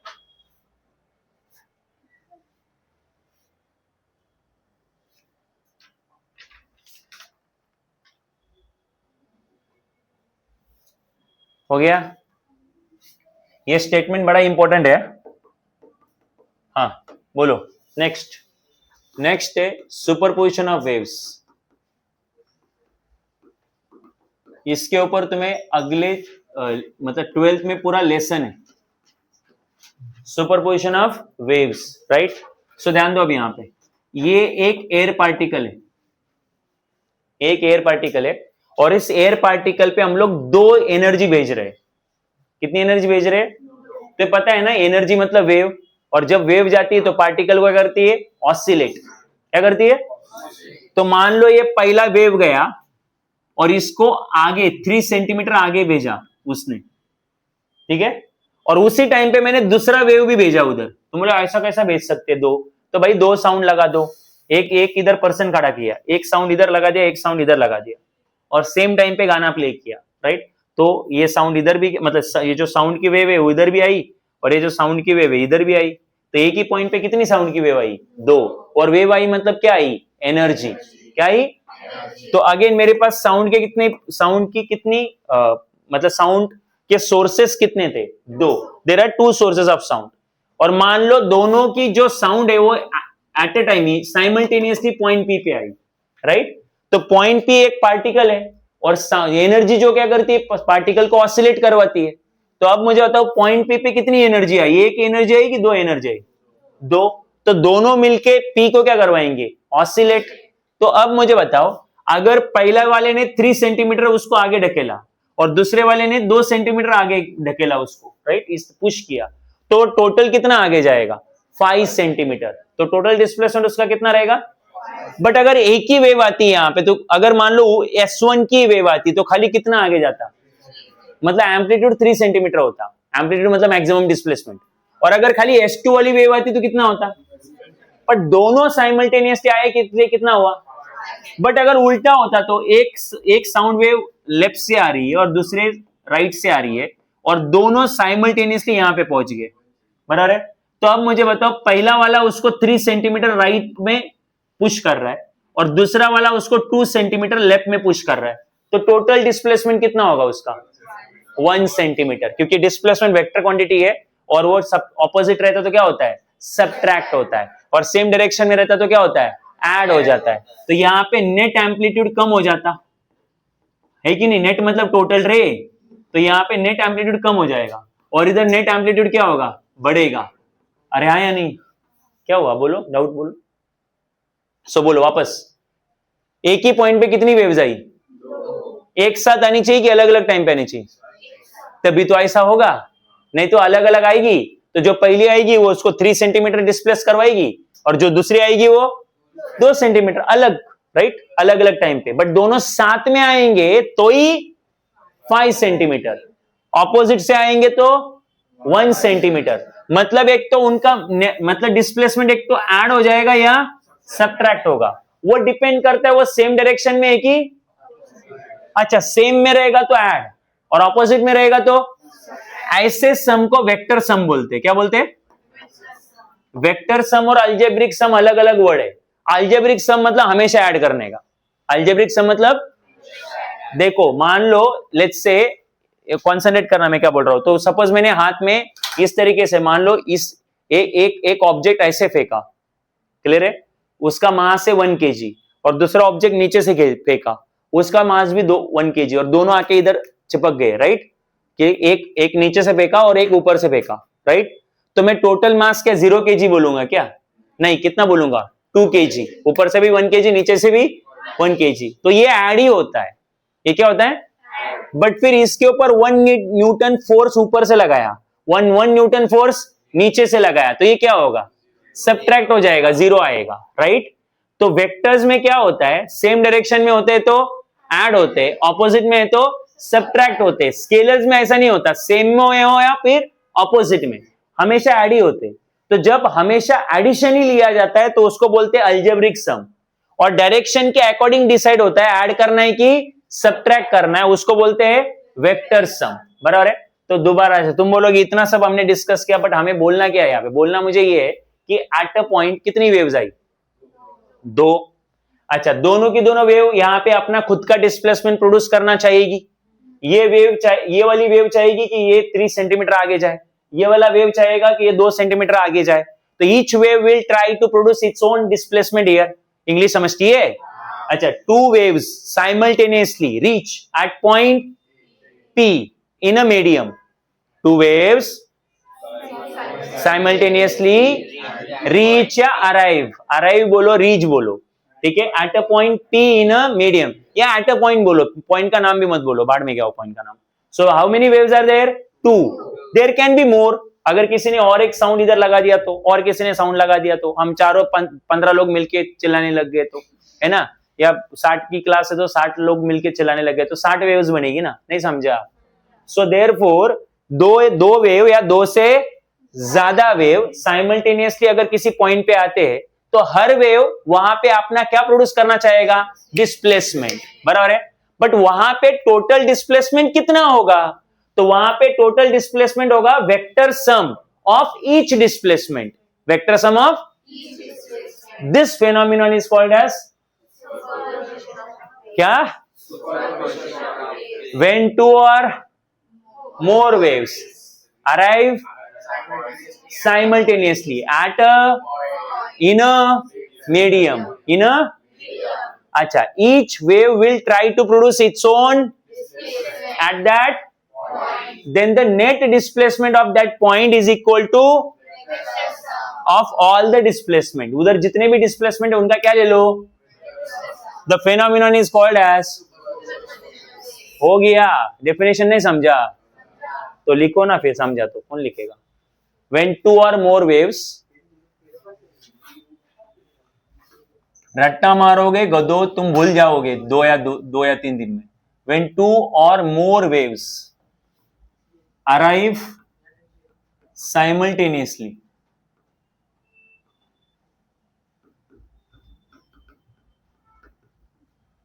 at a point in medium,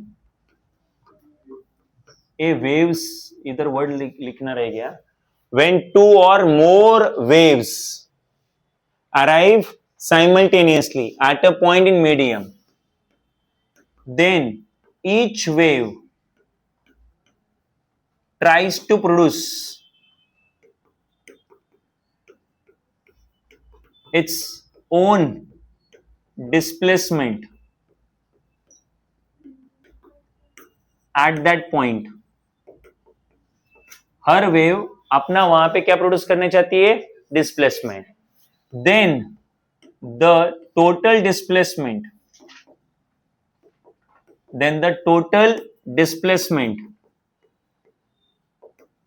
at that point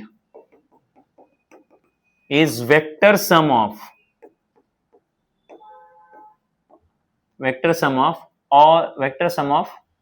displacement of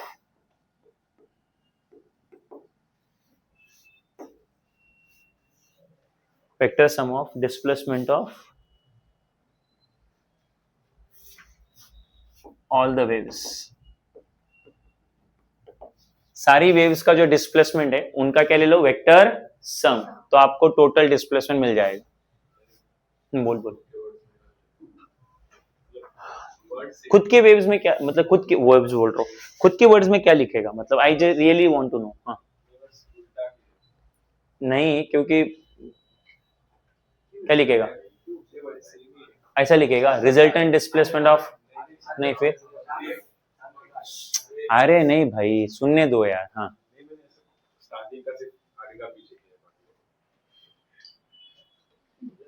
क्या किया है वो तो बताना। हाँ ठीक है,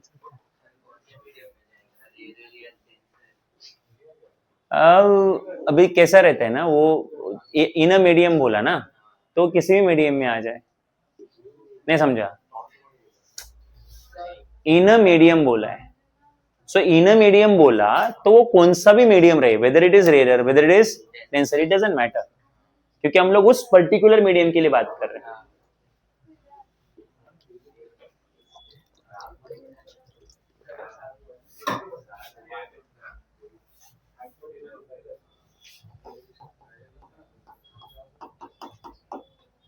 ओके, नेक्स्ट पॉइंट, इको 9 से चल रहा है, अभी तक दिमाग में नहीं जा रहा है, क्या होता है, रिवर्बरेशन अलग है रे भाई। हाँ रिपीटेशन बोला क्या,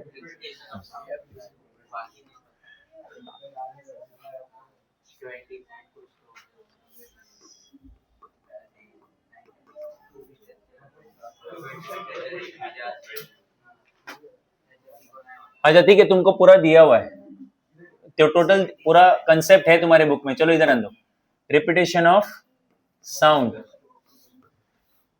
आफ्टर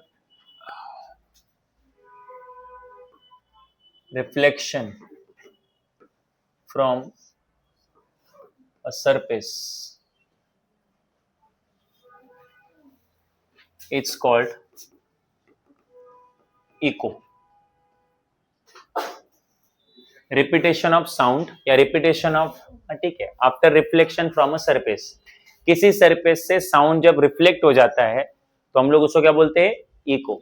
ओके, अब तुम बोलोगे सर हमें ऑलरेडी पता है कि अगर साउंड रिफ्लेक्ट होता है तो उसको इको बोलते हैं, तो हमें यह समझना है कि इको की कंडीशन क्या है, मतलब कब इको सुनाई देता है। ऐसा नहीं कि इको कभी भी सुनाई दे, राइट? अभी मैं इधर खड़ा हूं तो इधर सामने तो दीवार है ना, तो मेरी साउंड वहां पे जाके रिफ्लेक्ट होनी चाहिए, है ना? होती भी होगी, ऑफकोर्स होती होगी, पर तुम्हें इको सुनाई दे रहा है क्या? नहीं। सो देर आर सर्टेन कंडीशंस जो इको को समझने के लिए जरूरी है। तो आप ध्यान देना मैं क्या बोल रहा हूँ। पहली कंडीशन है ह्यूमन ब्रेन का एक बिहेवियर। ह्यूमन ब्रेन जो है दो साउंड को प्रोसेस करने के लिए मिनिमम 0.1 सेकेंड टाइम लेता है। नहीं समझा? ह्यूमन ब्रेन दो साउंड या दो वर्ड्स को प्रोसेस करने के लिए मिनिमम कितना टाइम का चाहिए? मतलब अगर मैंने हेलो बोला, अब हेलो के बाद बाय बोला, तो दोनों अलग अलग समझने चाहिए। बट ये तभी होगा जब हेलो 0.1 सेकेंड के बाद, हेलो बोलने के बाद 0.1 सेकेंड के बाद मैं क्या बोलूं? बाय। अगर मैंने हेलो बोला और 0.1 सेकेंड होने के पहले ही बाय बोला, तो फिर हेलो पहले बोला, अब वो ब्रेन में प्रोसेस हो रहा है। अब 0.1 सेकेंड तक वो प्रोसेस होगा ना, और फिर ब्रेन बताएगा कि यार उसने हेलो बोला, बट प्रोसेस होने के पहले हमने बाय बोल दिया, तो ब्रेन में ऑलरेडी क्या प्रोसेस हो रहा है?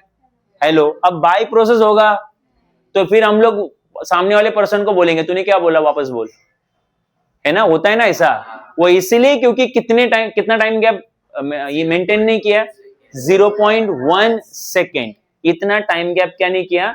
मेंटेन नहीं किया। अगर 0.1 सेकेंड के पहले ही दूसरा वर्ड बोल देते हो तो फिर वो समझ में नहीं आता। तो ये ह्यूमन ब्रेन का टेंडेंसी है। तो human brain takes how much of time to process two successive words? 0.1 second. तो आपको एक बात तो क्लियर है, तो पहला अगर आपको एक साउंड रिपीट सुनना है तो वो साउंड कितने सेकंड के बाद आना चाहिए?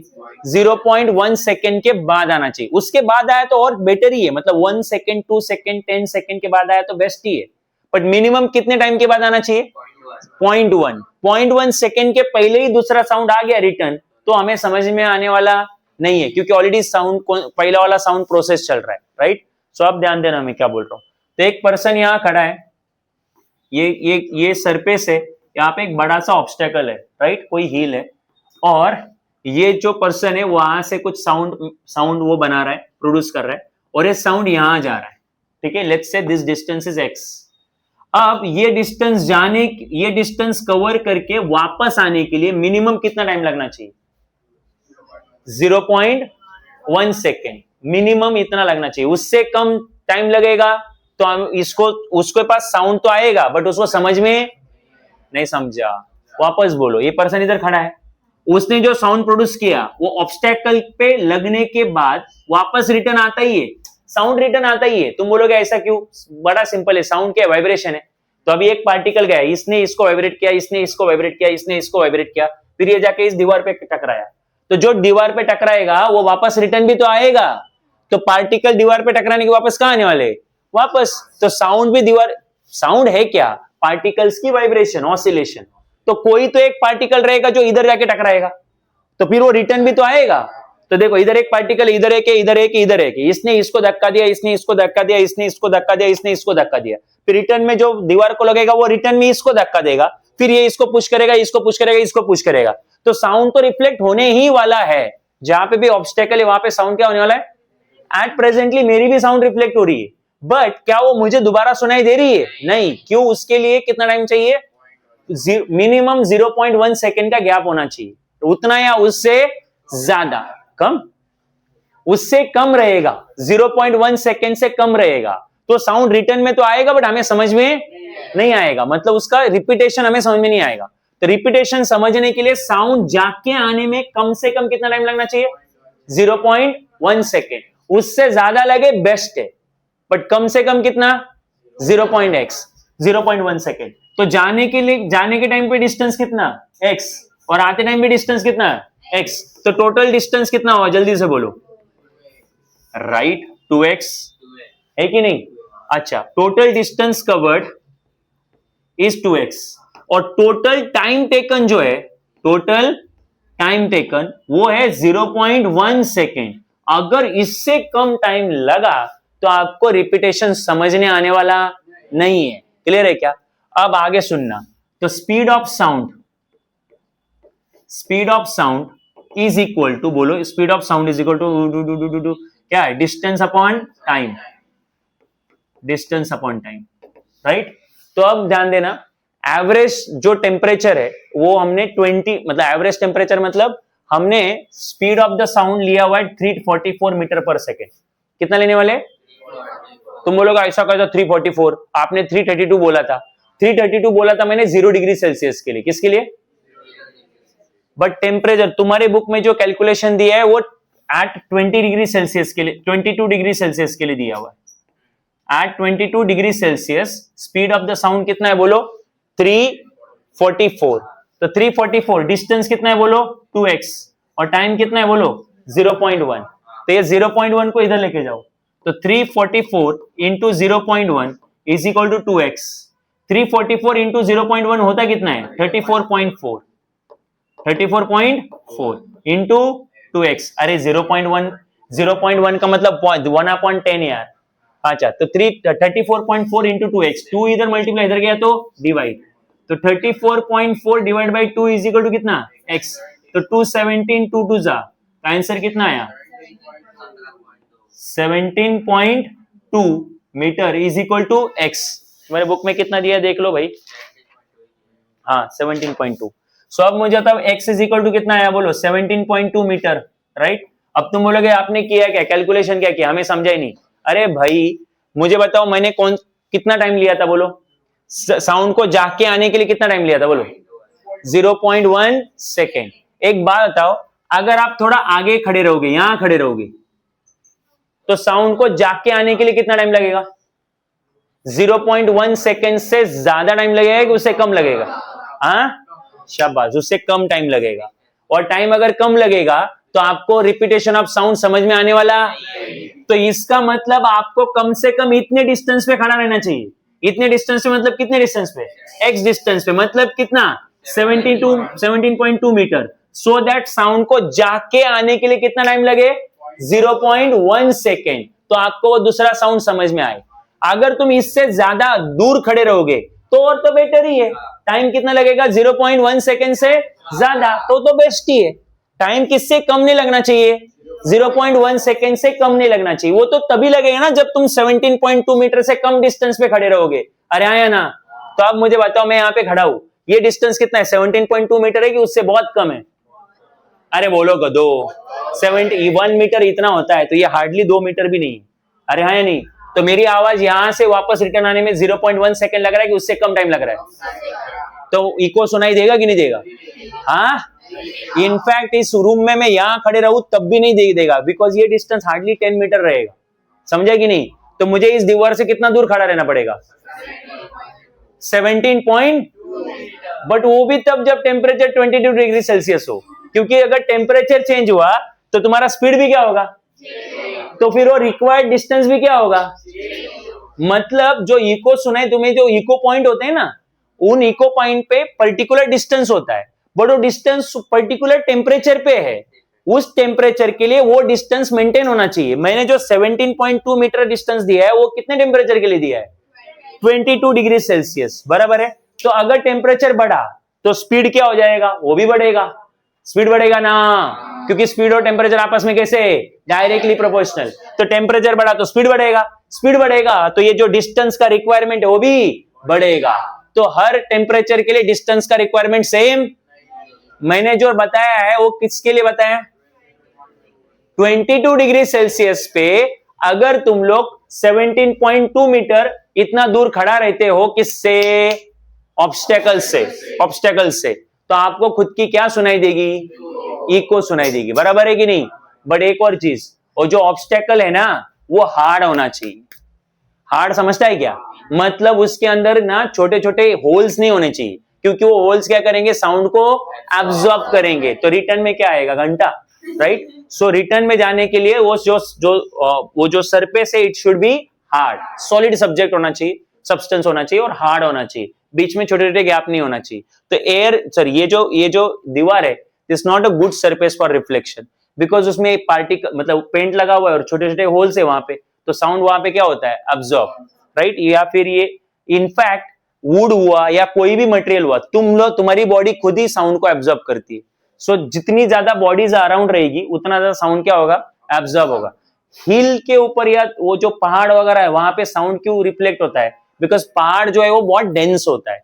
डेंस समझता है ना, मतलब उसमें दो दो मतलब ऐसे गैप नहीं होते, राइट, क्योंकि सॉलिड होता है ना, वो काफी काफी हार्ड है वो, इसलिए साउंड वहां पे लग के एब्जॉर्ब नहीं होता और क्या होता है, रिफ्लेक्ट होता है। क्लियर है। सो वापस से 22 डिग्री सेल्सियस पे कितना डिस्टेंस मेंटेन करना चाहिए, तो 17.2 मीटर, बराबर है।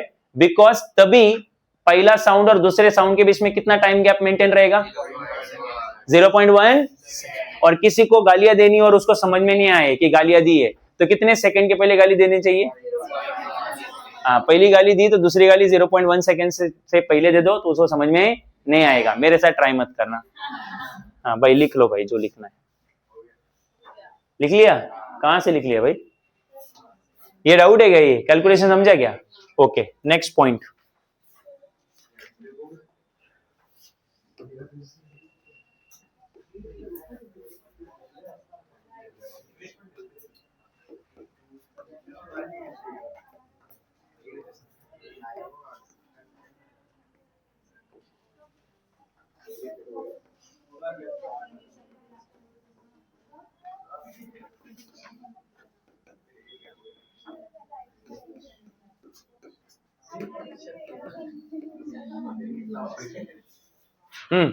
बोलो क्या लिखा हुआ है, मल्टीपल रिफ्लेक्शन ऑफ, अरे एल है ये, multiple multiple reflections of same sound is called as reverberation of sound, right. जैसे मान लो आपने यहां से कोई साउंड प्रोड्यूस करे, राइट, और ये जो है ये काफी हार्ड सरफेस है, वेरी हार्ड, तो साउंड जाएगा यहाँ पे कोलाइड होगा और वहां से रिफ्लेक्ट होगा।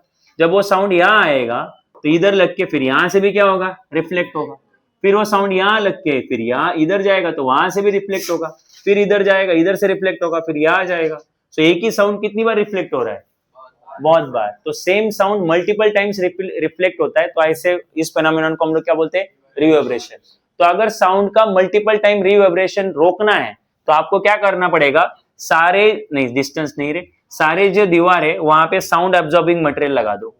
तो जब तुम लोग इसमें थिएटर में जाते हो तो थिएटर में जो दीवार है वो सीधा सॉलिड दीवार नहीं होती, आप देखो उसके ऊपर जो है आपको ऐसा कुछ ऐसा हल्का सा कुछ मटेरियल मिलेगा, सॉफ्ट मटेरियल मिलेगा, है ना, हाँ सॉफ्ट वेक कपड़े जैसा मटेरियल मिलेगा जो लगा रहता है। क्लियर है क्या, वो साउंड को क्या करता है बोलो, एब्जॉर्ब, साउंड को एब्जॉर्ब करता है, राइट। तो फिर मल्टीपल रिपीटेशन जो है वो रुक जाते हैं। नहीं समझा मैं क्या बोल रहा हूँ। और ये सारे ऑडिटोरियम में लगा रहता है, मतलब जितने भी ऑडिटोरियम आप देखोगे तो डायरेक्ट हार्ड सरफेस कभी नहीं होता दीवार पे।